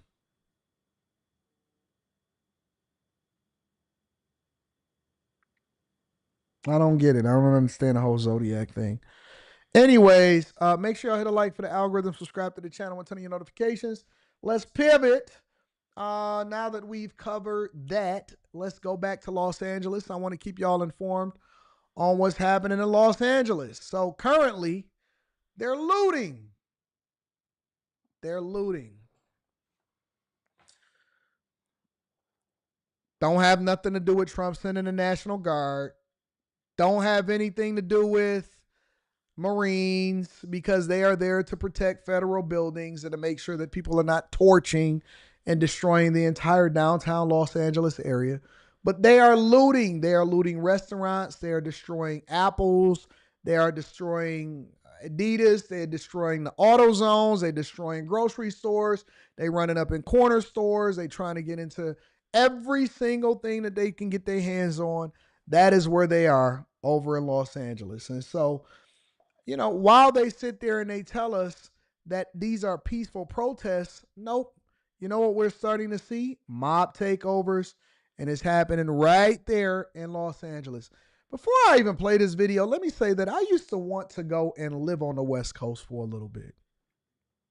I did, man. I was a fan of Dr. Dre and The Chronic, and in The Chronic 2001. 2001.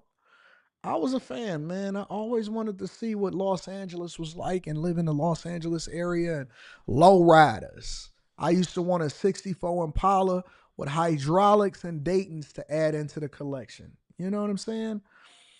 I always wanted to like experience the West Coast. I think y'all ruined that for me. Y'all ruined that for me. Y'all messed up one of my childhood dreams to go and travel and live on the West Coast. Yay, yay. Yay, yay. West Side Connection. Uh-huh. We be clubbing. We be clubbing. Mac 10, nothing but a cabbie hit. Dog Pound DPGC. Nothing but a cabbie hit. You know what I'm saying? Going out there seeing Sugar Free, man. Yeah. Mac Dre. Shout out to Mac Dre. Shout out to Filthy Rich. I like Filthy Rich. Filthy Rich is the man. E. Fonzarelli, E40, E. Feezy for Sheezy. I used to want to go and check out the West Coast and go and see what it's like. Overlook the city, rent you out a mansion for about a month or two. You know what I'm saying? Pay you $30,000 to $40,000 a month and go out there and just figure it out. Now you guys have ruined that for me.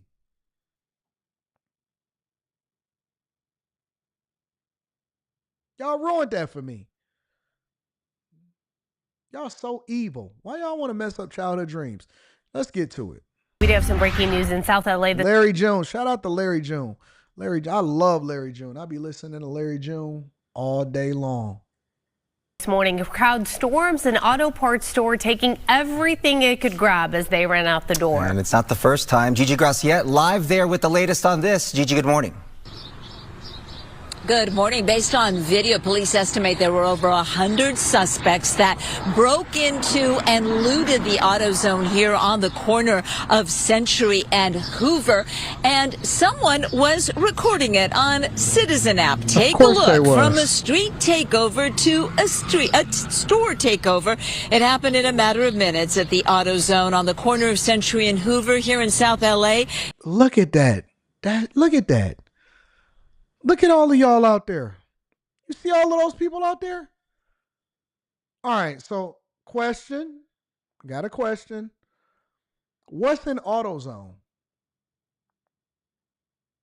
Like if you trying to figure, you know what? Let's break into this place. Let's break into. They don't break into a bank. They're not trying to get into the vault. They're not doing none of that stuff. What the hell is an AutoZone? I went into AutoZone like a month and a half ago. I had to get a new battery for one of my old schools. I had to go to get a new battery for the old school, right? And so I went into AutoZone and I went and checked it out. They don't even got nothing in there. What's in AutoZone? What you gonna sell from AutoZone? They got, you know how heavy them batteries are? Batteries is heavy as hell. Jacks is great, big as hell. Brake pads, car part. What? Ain't no car parts in AutoZone. Ain't no car parts in AutoZone like that.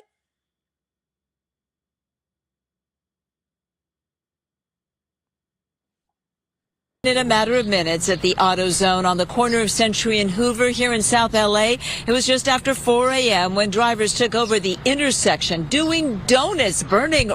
Hector is still running spoon engines, and he's going to be at Car Wars when we get there.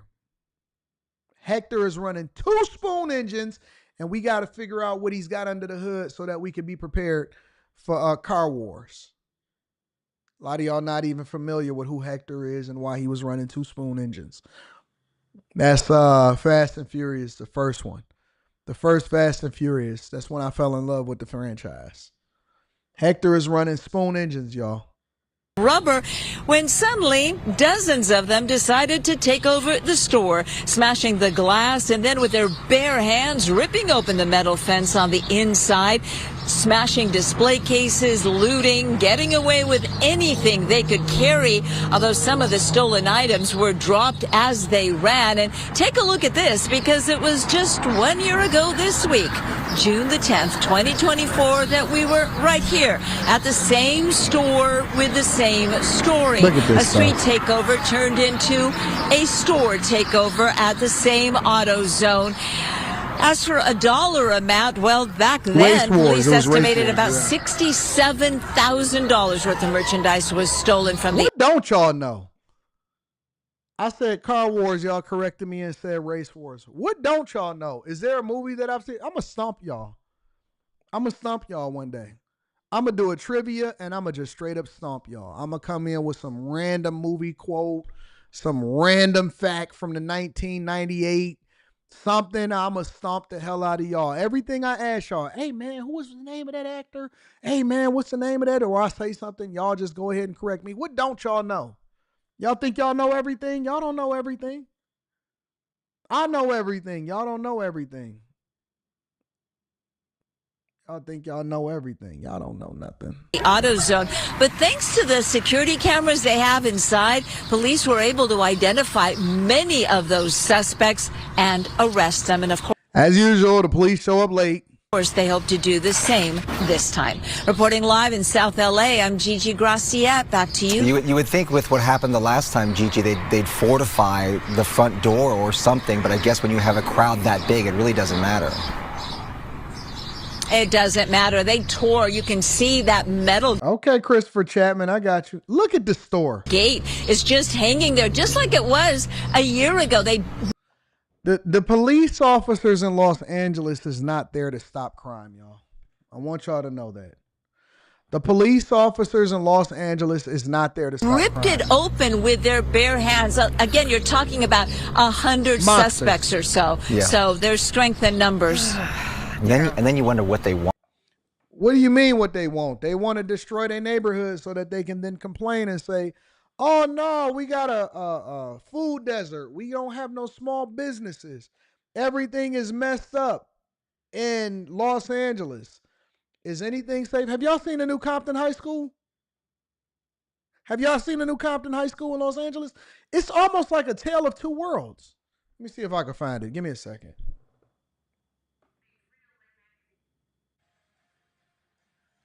Let me see if I can find it. It's almost like a tale of two worlds.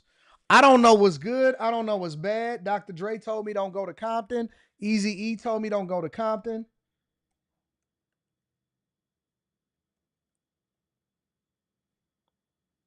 Y'all seen that new campus?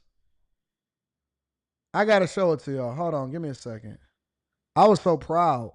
I love it when we invest in our neighborhoods and our communities in the United States of America. It looked incredible. It looked crazy dope. In honor of graduation season, our Desmond Shaw is highlighting a few of our many great schools this week. And in tonight's Look at This, he is over a school that's been completely rebuilt from the ground up. Well, take a look at this amazing campus. This is the new Compton High School, and it's the reborn home of the Tar. Look at that. That looked crazy. Babes, and by new, I mean brand new. So new, in fact, that it hasn't even had its first class yet. The finishing touches were just recently put on this gleaming campus after 3 years of construction, more than $225 million. Current students have been on a temporary campus for the last 6 years. A little history on what it's replacing: a school campus that was well over 100 years old, first opened in 1896. That school sustained serious damage in the Long Beach earthquake of 1933 and had to be rebuilt. And when it was, look at that campus. You see that? It looked like they got a practice field, they got a regular field, they got tennis courts, you see that Olympic swimming pool over there? More than $225 million. Current students have been on a temporary campus for the last 6 years. You see the pool over there on the right-hand side? The outdoor pool? And then you see the tennis courts up. Man, that's a sick campus, bro. That's a sick campus. I don't know who helped donate to it. I don't know whose taxpayer dollars is paying for it, but I'm with it. I'm with it. A lot of times we ask, hey, where's the taxpayer money going? Where's this going? Where is that going? They allegedly spent $250 million, $225 million, 6-year renovation. I remember we had got Cass Tech here in downtown Detroit redone. Because the one I went to was the old pickle factory. It seemed like they started construction on the new one as soon as I graduated. But I took a tour of it, and I was very happy for what the kids had versus what we had. But when I see this kind of go into the community, I'm with it, bro. I'm with it. I would be excited to go to school every day. Maybe I'm too old. Maybe I've aged out. I know that kids don't care as much as we may care. But I would be excited to see something like this materialize. But this don't get no visibility. This don't get no coverage. Salute to whoever is a part of this and whoever put this together, because I think that this is awesome. A little history on what it's replacing: a school campus that was well over 100 years old, first opened in 1896. That school sustained serious damage in the Long Beach earthquake of 1933 and had to be rebuilt. And when it was also the home of Compton College into the 1950s. I'd be remiss if I didn't mention that the old Compton High School achieved an incredible milestone in the 1968-69 basketball season by putting together a perfect 66-0 record to win the California and national championships. But over the last decade, it was pretty clear that students here desperately needed a new campus. And while there had been a movement to at least preserve an historic bell tower at Compton High School, school officials thought it would be much more cost-effective to start completely Look at the baseball field. Jesus! Diverting some precious funds to conservation work. The LA Times says the funds for this sprawling new 31-acre campus come from voter-approved school bonds in the Compton Unified School District. And for the money, students are not just getting new buildings with ample natural light and state-of-the-art sports facilities, but also the latest in cutting-edge technology. Just a few of the many highlights. The LA Times says the library doesn't even have any books. Instead, everything is digital. Every station in the weight room is equipped with iPads to help students monitor their progress. There's also some really high-tech but stealthy security measures campus-wide, including facial recognition. And thanks to a $10 million donation from music mogul and Compton native Dr. Dre, students will also have an incredible new 1,200-seat performing arts center named in his honor, with a mural of him also adorning the outside. So congratulations to all the Tar Babes who are graduating this year, and best of luck to all the new students coming into one of the nicest schools I've ever seen. So Dr. Dre donated $10 million for a new performing arts theater. The other 200 and I'm guessing 15 million came from school bonds. Now, why is this important? Because when you look at your millages, when you look at your taxpayer dollars, when you go and you get involved with your city council, it don't matter if you in a big city or if you one of these smaller rural cities. When you contribute, or when you, hey, I want to approve this millage, hey, it's going to cost me this much more money. When you see this, and this is why you have to get involved in local politics. I know y'all don't believe that local politics is important, but it is. It is very important. It is critically important. It is very, very important for you to get involved locally in what's happening, whatever your local city is, because this is the type of thing that you want to see your kids go to. I'm a huge, hopefully they take care of it. Hopefully everything continues to go well. Somebody said, hey, it's 75, 65% Hispanic or something like that in the chat. I don't care nothing about that. As long as you're a legal citizen of the United States of America, I don't care if you're Hispanic. I don't care if you're black, white, none of that. I don't care about any of that. As long as you are a legal citizen of the United States of America, I'm with it. I don't care about your nationality. I'm not on that. I'm not on that at all. So if it's Hispanic, if it's black, if it's white, if it's Asian, whatever it is, I'm all for better and newer schools and all of that stuff. So shout out to you, Compton, and shout out to Los Angeles for the riots. Make sure y'all hit a like for the algorithm, subscribe to the channel, and turn on your notifications. Let me read a couple of super chats, and then we're going to continue on with the show. Jamaica says, when is the next stock club? Much love, brethren. Next Wednesday. This Wednesday is AI. Or next Monday or Wednesday. And this Wednesday is AI. All right. Shout out to Jamaica. Great show last night, Anton. Shout out to Fred Turner. I appreciate you and everybody that tuned into the Q show last night. All right, y'all. Let's continue on with the show. Got to bring Tom Homan in this because we haven't heard from Tom Homan in a long time. And I think that he's also addressing some of J.B. Pritzker's sayings and the things that he was saying about ICE and ICE raiding and continuing to deport illegal migrants inside the United States of America. Make sure you hit a like for the algorithm, subscribe to the channel, and turn on your notifications. Tom, I want to play a bite from Illinois Governor J.B. Pritzker. Here's what he's saying.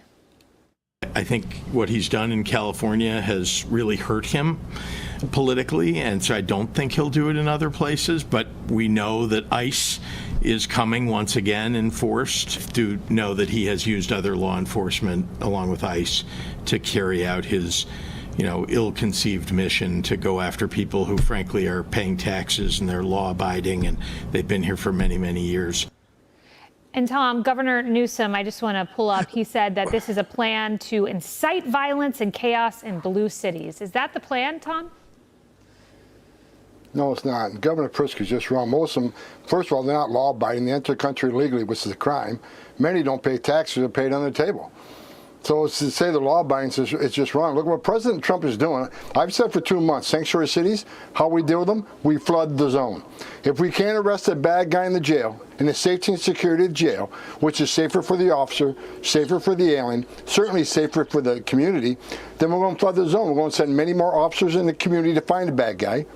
If we can't find them in the community, they're going to flood the zone on work sites.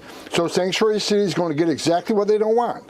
More officers in the neighborhoods, more officers on work site to find a bad guy. And the thing is, when we find a bad guy, the criminal threat, the public safety threat, many times are with others. Others, they may not be a criminal threat, but in the country legally, we're not telling ICE to walk away from them. ICE is going to uphold the hold they took, and they're going to arrest the non-criminals. So sanctuary cities, what's the result?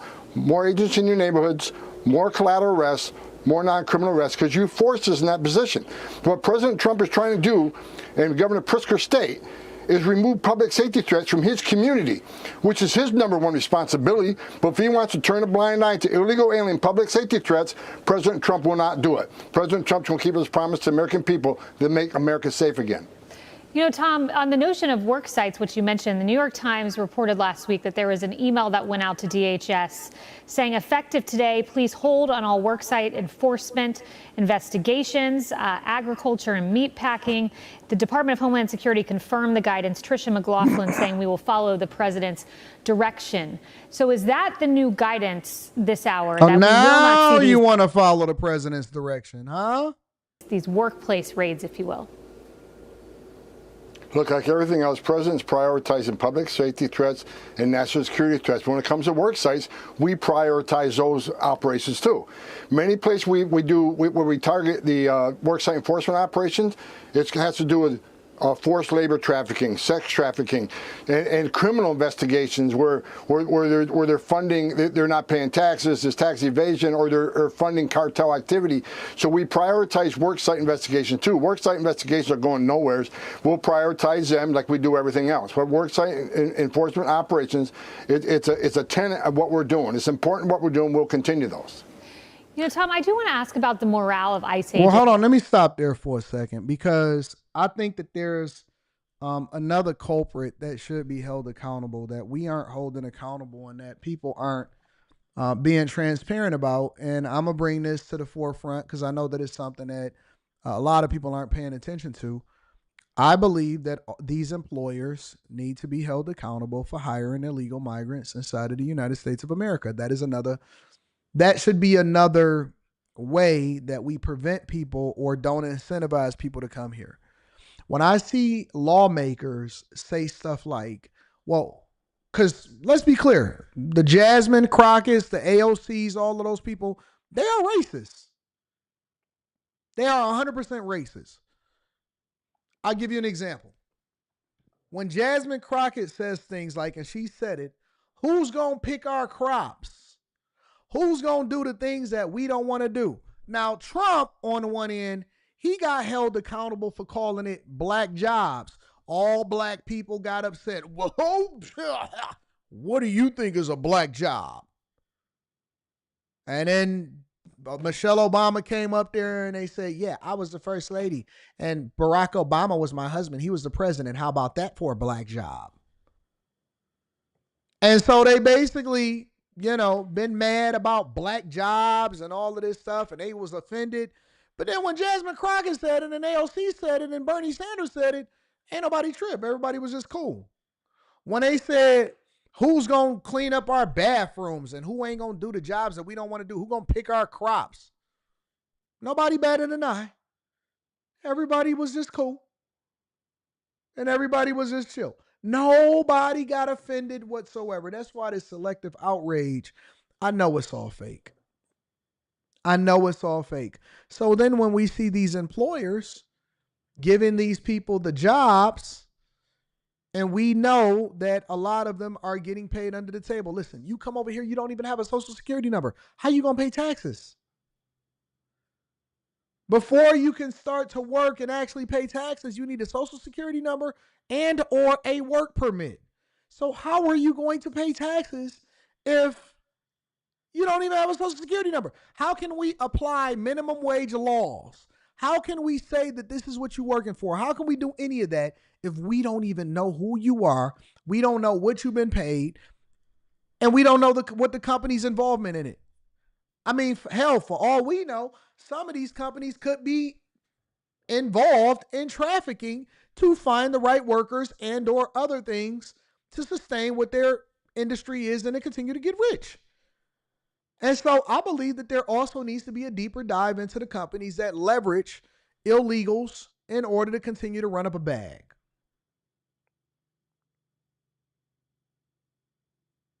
Azani, you said it's not racism, it's classism. Well, no, it got to be racism because that's the thing that they applied to Trump. So if it's applicable to Trump, then why is it not applicable to everybody else? Yes, a lot of these companies are paying under the table. Yes, a lot of these companies are paying below whatever it is that they're supposed to, but nobody cares. Nobody cares. Everybody is pretending like they care about illegal migrants, and none of these people care anything about them. None of these people care anything about them. Of course the companies know. The companies don't just know. They're creating a whole economy around it. So then when they come back and they say, well, who's going to do the meatpacking plant? I thought that y'all wanted everybody to be paid a livable wage. I thought liberals and Bernie Sanders and AOC and all of these people said everybody should make a livable wage. Everybody. Nobody should be continuing to seed ground to millionaires and billionaires, and everybody needs to be paid a livable wage. Nobody. And we have to use private planes because otherwise, how would we get over to the oligarchy tour? Everybody needs to get a livable wage. And I don't care what happens. Yes, there is a little bit of government overreach. However, if Trump thinks that the Department of Government Efficiency, because we're Congress, we control the purse strings, and so everybody needs to get a livable wage inside of the United States of America. Well, how come that's not applicable to illegals that you care so much for? How come that's not applicable to the illegals that you care so much for? You want them here. You want them here. Oh, y'all like that? I've been working on that, old knocker. I've been working on it.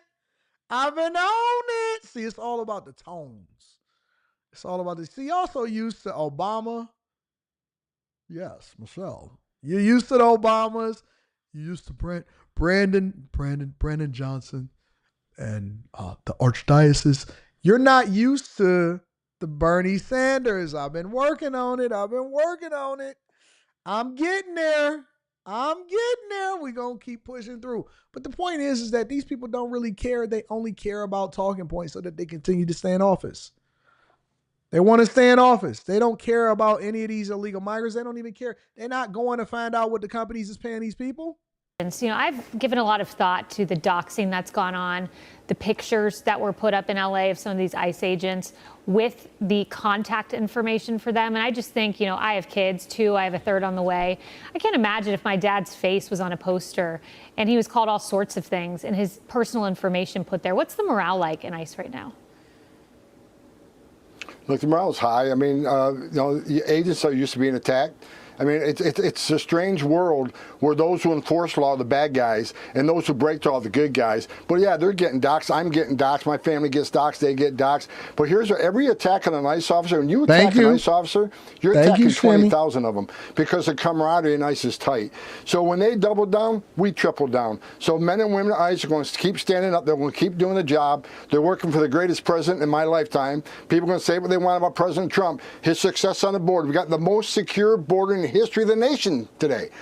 Criminal threats, illegal alien criminal threats arrested and deported are at a record high, much higher than Joe Biden. So the men and women at ICE are doing the job. They took an oath to do this job. They love doing this job, and they're going to keep doing this job. No one's going to scare them away. No one's going to bully them from doing their job. Men and women at ICE are going to stand up every day and hit the streets. We got over 1,000 teams all across the country operating today, operating yesterday, operating tomorrow. We're going to keep doing our job. The protest, you can protest all you want. You can do all the violence you want. ICE will be back out there again tomorrow morning.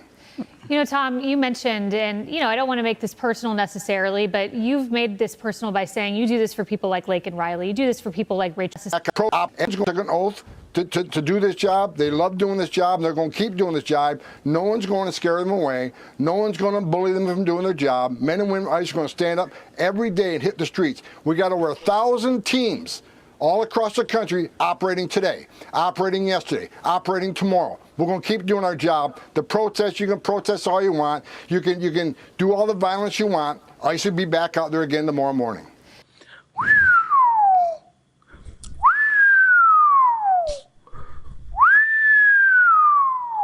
So what did we just hear? Let's hold off, because I don't want to just skip past that. A lot of times we skip past certain things and we don't get the full context of it. What did he just say? He just basically said y'all wasted all of y'all time this past weekend with all of these stupid protests that everybody is going to forget about in a couple days. Everybody probably already started to forget about it. He said y'all wasted y'all time. It doesn't matter how much you go out there, how much you protest.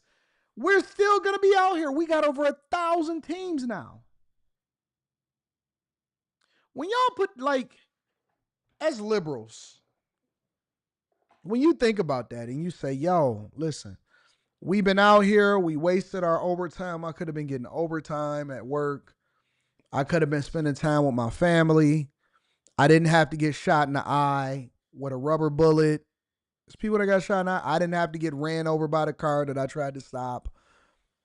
When y'all go back and you look at your performance in life, when you do y'all do self-evaluations? I do. I did a self-evaluation of yesterday.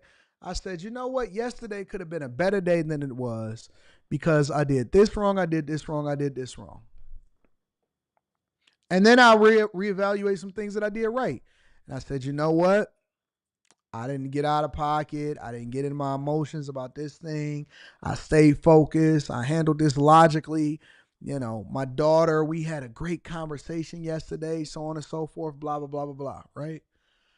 Did I go to the right this? Could I handle this better?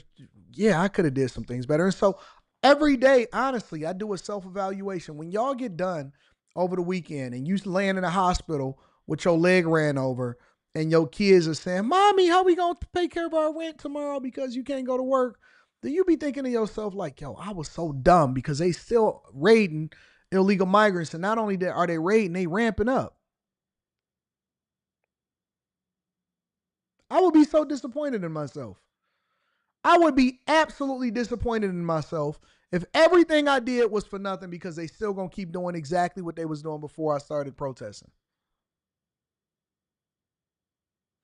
Slant Sales Cars says, Anton, they don't mention millionaires anymore. That's because they all millionaires now. Show not about to end yet. We ain't even close to the show ending. I just got past the 2-hour mark.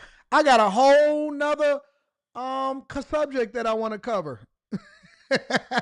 We cooking. You can't predict what I'm going to do on this show. You don't know what I'm going to say, what I'm going to do. That's why y'all tune in every day, is because you don't know what I'm going to say. You don't even know what I'm going to cover. You have no idea what I'm going to talk about. But I will be very disappointed. You know, Tom, you mentioned, and, I don't want to make this personal necessarily, but you've made this personal by saying you do this for people like Lake and Riley. You do this for people like Rachel Moore, and you do this for young women who go out on runs and lose their lives when they shouldn't in senseless violence. But you just said you've been doxxed. Do you feel safe? Do you feel protected, despite everything that's going on and despite the target that they clearly have on you? Look, again, they're not going to shut me up. I'm not going away. I'm going to keep doing my job. I really, truly believe President Trump is doing the right thing for American people. Every public safety threat we take off the street make this country safer. That is a career I chose. That's a career a lot of ICE agents chose. We're going to do this job. And that brings me to another point. The big, beautiful bill. We need Senate to get off their butts and pass this bill. More money means we can do more. We can arrest more public safety threats. We can arrest more national security threats. So Congress needs to pass that bill and give ICE and Border Patrol the tools and resources they need to get this job done. Tom Homan, thank you very much. Hey, Tom Homan is a type of guy that you kind of just don't really want to piss off. You don't want to mess with him. You don't really want to get into a situation with him. You don't want to get into a bad argument. Is he the type of person that never forget? Remember when I was telling y'all about the movie Heat the other day? I don't know if y'all remember that. Remember when I was telling y'all about the movie Heat the other day? And I said that, Al Pacino and Robert De Niro, they were the type of characters that you had to be in order to be successful at whatever respective field that you were participating in. Well, Tom Homan is that. He is the type of person that he never was happy with retirement. You know what I'm saying? He was never happy being home with the kids. Tom Homan is the type of person that, he don't really want to barbecue. I mean, he's going to be a good person. He's going to take care of the kids. But he not really, he got a family, but he's not really the type of person that need to be home with the family on a regular basis. That's the type of person that he is to me. That's the impression that I get when I think about Tom Homan. He the person, he the cop that you don't want to run from because he going to keep chasing you until he catch you. And when he catch you, he going to beat the hell out of you. He that type of person. You just stay away from him. And so when Trump picked him, he picked the right person to be in office to chase down all of these super liberals so that he can get them in office or get them in order. I wouldn't even want to be in a illegal migrant right now. It's like, yo, Tom coming after us? Is Tom out there? Tom is like a sentinel. He's like a sentinel from X-Men. I don't know if y'all ever seen it. I think that the Sentinels, have y'all seen the intro on X-Men for the Sentinels? I think that the Sentinels was probably the scariest supervillains that I've ever seen in my entire life. The opening of X-Men when they were running from the Sentinels and they had to keep on beaming themselves to a different location and then send Logan back in time to go and try to fix things to stop it. The Sentinels were some of the worst. They were some of the most scary, non-apologetic superheroes that I've ever seen in my entire life. They killed with no speech. They didn't give you a speech. They just cracked heads, cracked bones, and it was just like an exile and futility. It was truly scary. You didn't know if the superheroes was going to win. Days of Future Past, absolutely, 100%. That's Tom Homan. Tom Homan is a sentinel from Days of Futures Past. Y'all better leave him alone. Leave Tom alone. Let me read a couple of super chat. That was one of the craziest opening scenes that I've ever seen in my life. James Reed in the building. West Coast used to be nice. Being born and raised in San Francisco has changed so drastically. We were so overwhelmed with liberal policies and good intentions that it couldn't be turned back. Well, now they got to go through a reckoning, I guess, huh? Eric Horton says, Love you, AD. Can't believe they were trying to tell you that you couldn't say the R word last night. They not even letting me say it in the super chat. Really? Wow. That's crazy. I didn't know people were offended by the truth. I didn't know. Anyways, make sure I hit a like for the algorithm, subscribe to the channel, and turn on your notifications. Let's end the show like this. Let's talk about Simone.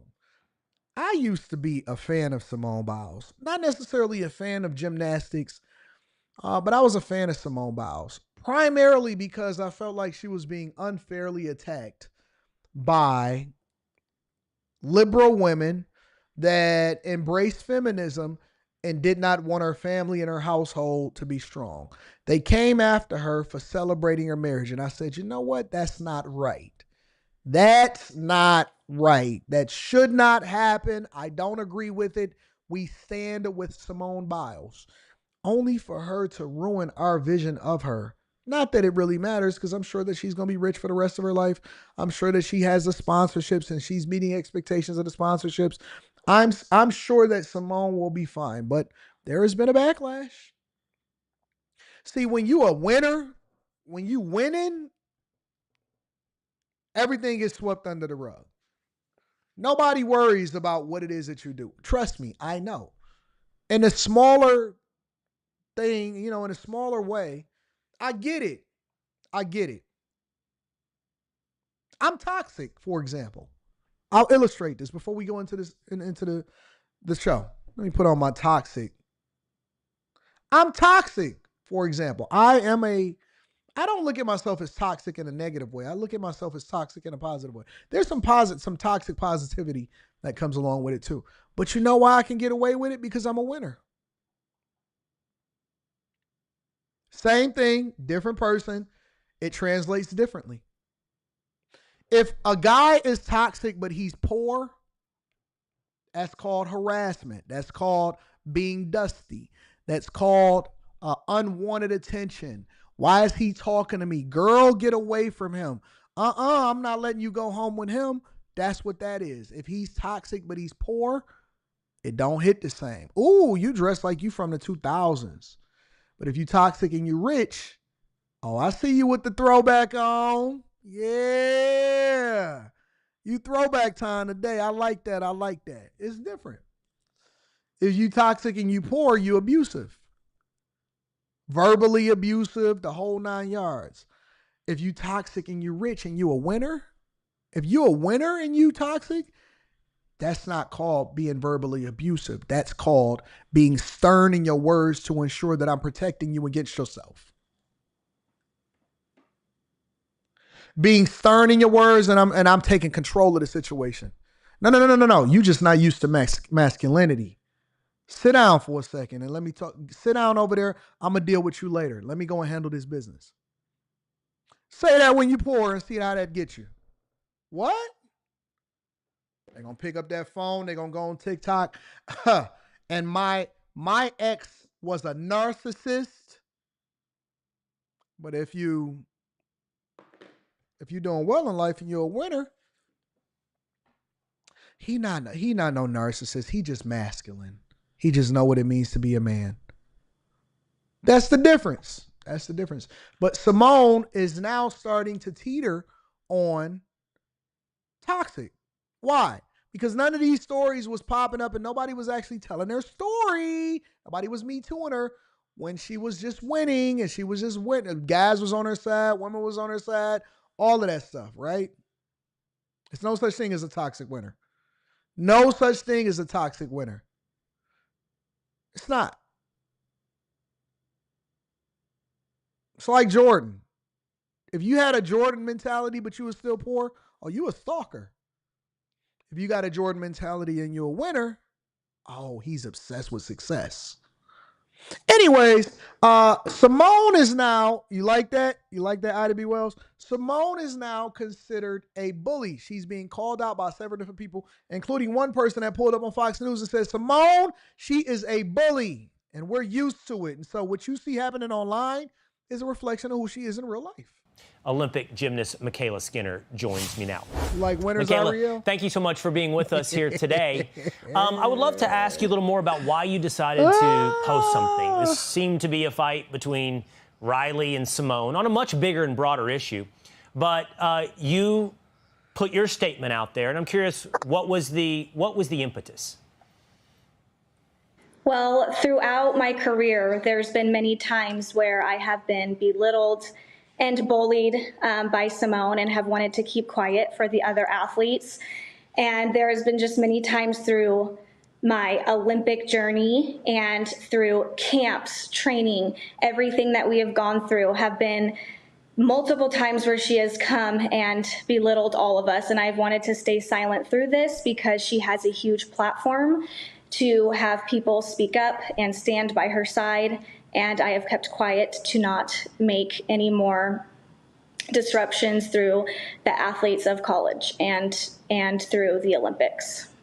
Oh,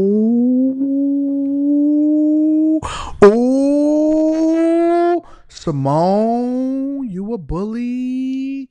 See, before she said that nonsense about trans participating in women's sports, everybody was on her side. Now everybody wanted me too. You know what? I was quiet because I was trying to protect the other athletes, and I know she has a huge, huge following, and so I didn't want to say anything, but now I feel compelled to speak up because I'm tired of being silent. I'm tired of being silent. The last thing that you want, ladies and gentlemen, the last thing that you want is a cute white woman, young, that is accomplished and decorated and had some level of success, coming out and saying that I didn't want to say anything, but now I have to say something because I want to speak out for the other victims. That is the words that you don't want to hear as a black woman, as a black man, as a successful person. The last thing you want to hear is a small, pixie, long-haired, white woman, young, saying that I need to speak out for the other victims. You might as well just go ahead and wrap it up, big dog. Now, I'm pretty sure that Simone can get through this because it's Simone Biles, but I'm telling you that this might be the beginning. This might be the beginning of something bigger. I don't know. Let me see what else she got to say. But what changed now? You thought that Simone weighing in on the transgender athlete debate and going after Riley meant that now you should no longer stay quiet about your experiences?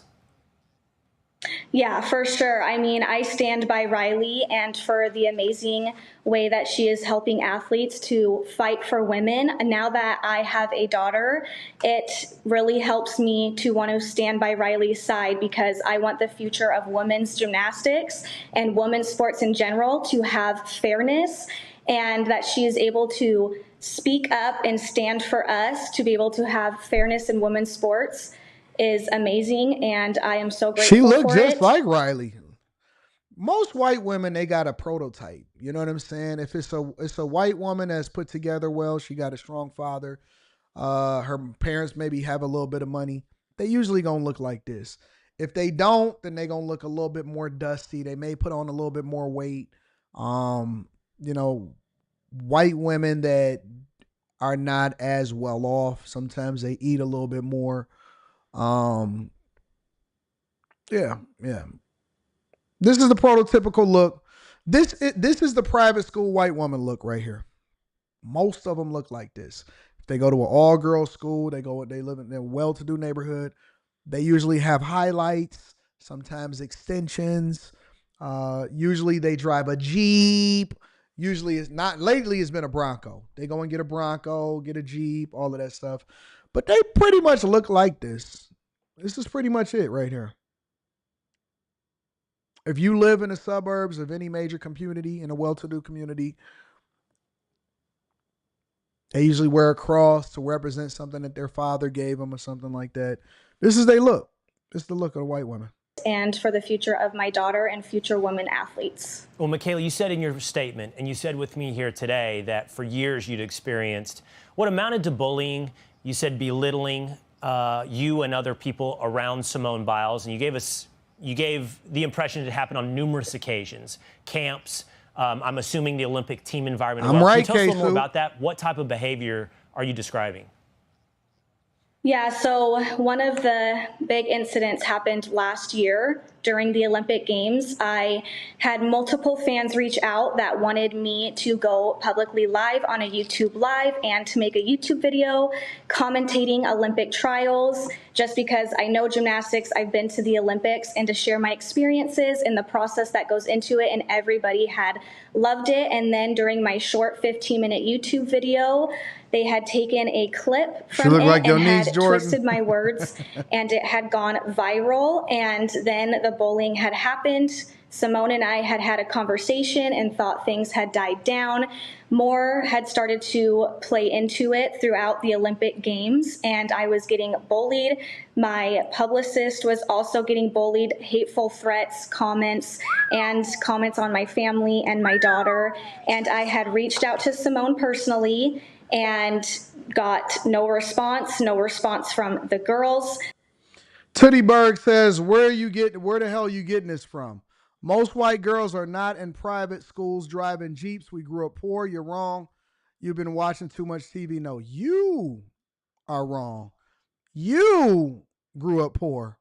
That's not what a lot of other white girls are experiencing. Now, I will give you the fact that I didn't say that most white girls grew up in a private school.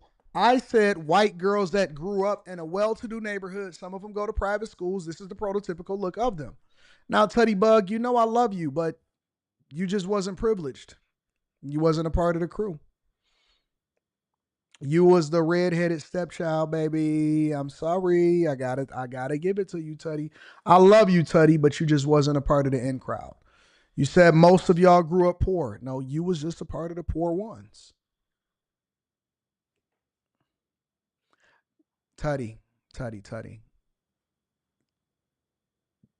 You the type to like black guys. I love you, Tutty, but I gotta tell you the truth. You the type to like black guys. Over here in Michigan, we could find your type in Taylor, Melvindale, and Hazel Park.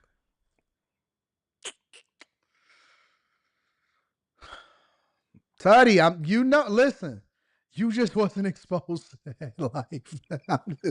I'm just gonna be real with you, Tutty. You wasn't exposed to that life. Real talk. Taylor, Melvindale, Hazel Park. You like black guys, Tutty?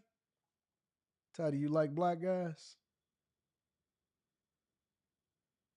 I know your type, Tutty. I was literally the redheaded stepchild. I know. Listen, the one thing that I could do for a living, if I wasn't a YouTuber, if I wasn't a software engineer, I could profile. I know how to profile. I'll be accurate as hell.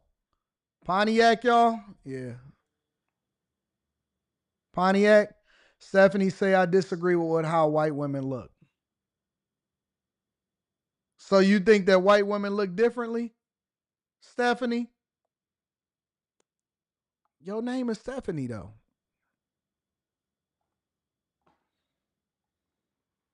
A lot of y'all white girls, y'all borderline black girls. Oh. If there's a white girl in the chat that disagrees, then let me know. I grew up lower middle class. Steph says I grew up lower middle class, and looking back, I'd be considered well off. I don't know anything about your type. You've never met my type. Oh my God. Why do women and white women think that they like don't you know that y'all all the same? All women are the same. Y'all all like the same thing. That's just the facts. Y'all all like the same thing. If any of my snow bunnies, and you know I love y'all snow bunnies, but I get on everybody. It just is what it is. If any of my snow bunnies want to call in, let me know. If any of my snow bunnies want to call in, let me know. Correct me. Correct me. Correct me. Give it to me. Tell me that I'm wrong and help me to understand. All you got to do is say it, and I'll drop the link in the chat. I won't even blink about it. I know y'all tight. Oh, I know your type. I know y'all tight. You can't trick me. One thing I do know about white women, though, is that y'all go through a transformation. Y'all some wild girls in high school and college. Y'all some wild girls.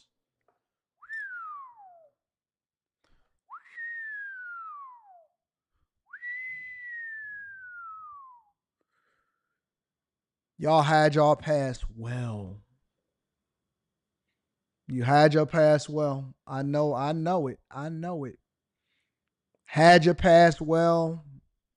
It's crazy. Crazy some of the things that y'all was doing in high school. But once y'all get married, all of a sudden we don't know your type. You think you different just because you in a different situationship now?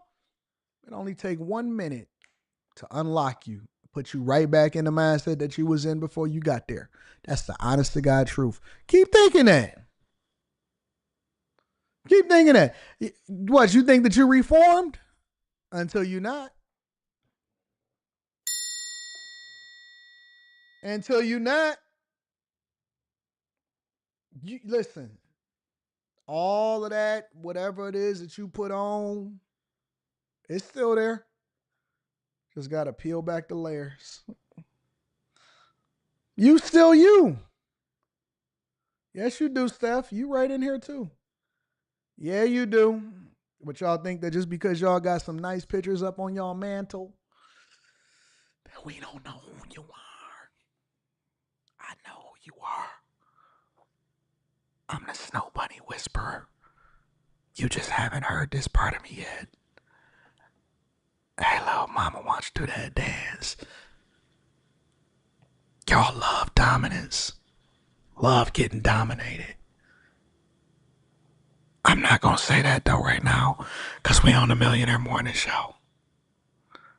So, y'all going to have to wait till after hours tonight with me and the crew, and then we going to talk about it.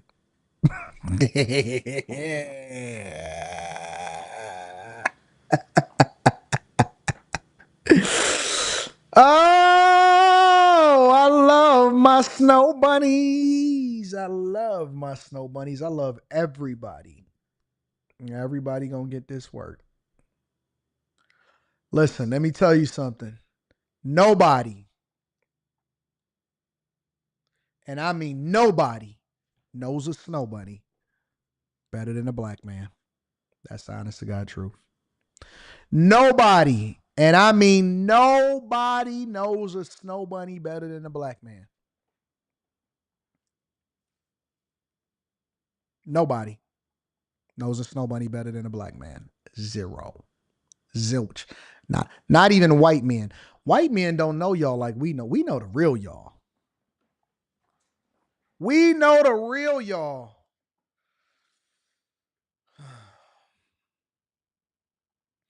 Anton, watch your mouth. I'm old enough to be your mama. You was young too. You was young too at one time though. Steph, you was young. What you think we forgot?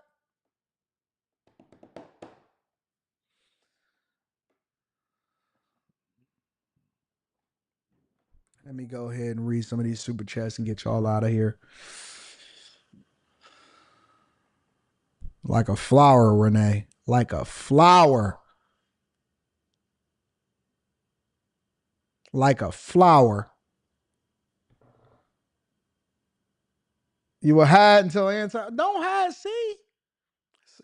See, don't hide. We gonna get there. That's why they call it after hours. Let me go ahead and get on out of here. Go ahead and get on out of it. But y'all was young once. Uncut Underground says, read my message in the chat. YouTube caping for those people. It's a lot of messages in the chat. Nope, YouTube is not caping. I don't know anything about it. We love YouTube. YouTube is the king. Now her comment to Raleigh Gaines makes sense, says Manuel AG. Rod B says, AD, how dare Simone go up against these good white women? Now she has stepped in dog-ish. Pookie's friend Ray Ray says, why couldn't she confront Simone back then instead of running to Fox News years later? Imagine a man running to the news learning about being bullied. Jay Hunter Lee says, it only takes 1 minute and they back in it. Facts. Unlocked. Classic mode. Unlocked. That's what I call women that go back to the core of who they are. Classic mode. The new version, all of that stuff, you can't go back to that. You got to go to classic mode. Any gamer understand what classic mode is. And this is the AD carry keep trying to change. He got 600,000 subscribers for a reason and we ain't complaining. Let me see what my subscriber count is right now. Give me a second before we get up out of here. What we got going on YouTube? I already told y'all I'm going to be over 1 million in less than a year on the Anton Daniels channel. I already told you.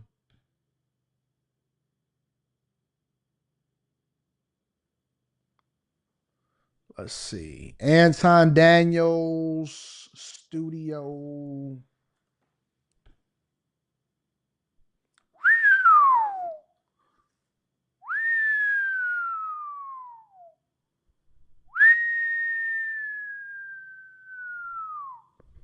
Look at the growth.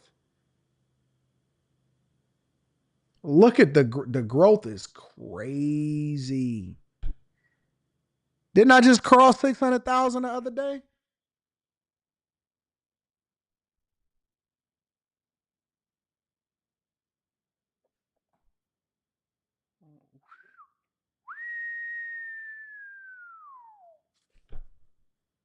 Good God. They not going to like that. They not going to like that. Should I show this? I don't know if I should show this. Shout out to Aristotle, my guy. I don't know if I should show this one.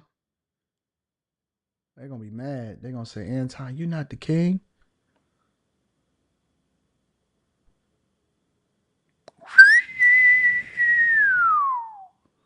On the Anton Daniels channel, actually, this is 2 days behind because they always do it 2 days behind. In the last 26 days, I've jumped 51,000 subscribers on the Anton Daniels channel alone. Usually I grow at a rate of about 25,000 subscribers a month on the Anton Daniels channel. I'm growing at a rate of 50,000 over the last 26 days.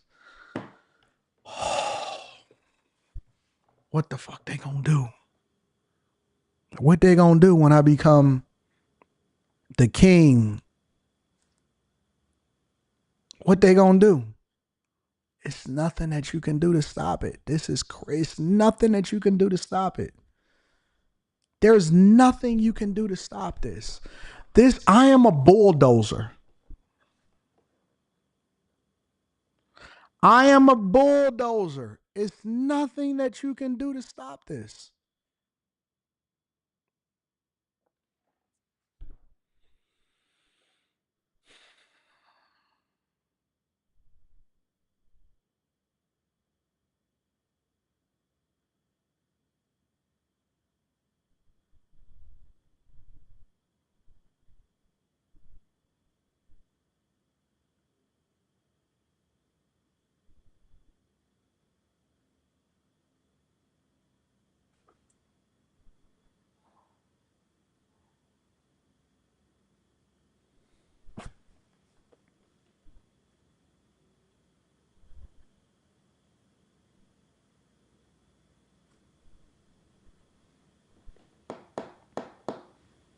You see my live views in the last 48 hours?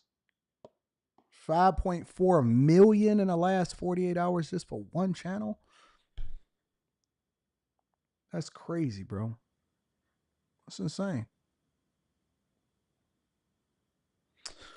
And as usual, this is what they tell me. Want me to show you what they'll tell me? Check this out. I want to show y'all something real quick. Roll Dancer says, okay, brother, you doing good. Be humble. Suck my dick, bro. Can't nobody tell me nothing. I'm so tired of people trying to tell me to be humble. You be humble. Get a profile picture before you tell me to be humble. Get a profile picture, but don't nobody tell me to be humble again. Don't nobody tell me to be humble. Stop telling me to be humble. I'm not going to be humble to you. I'm humble to God.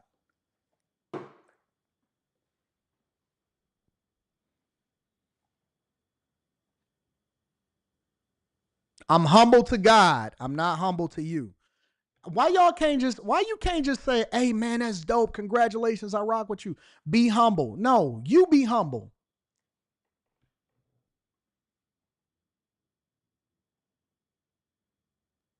You be humble.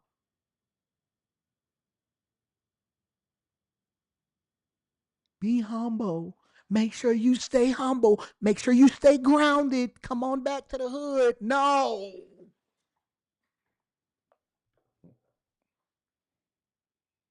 Here we go with the self-glorifying. That's right. Nigga, you call yourself Drake's twin. You called yourself Drake's twin. Need I say more? And I'm not about to start roasting the chat. I'm staying out of it. Anyways, make sure y'all hit a like for the algorithm, subscribe to the channel, and turn on your notifications. We going up on a Tuesday. I love y'all. I appreciate y'all. I'm going to holler at y'all later. Peace.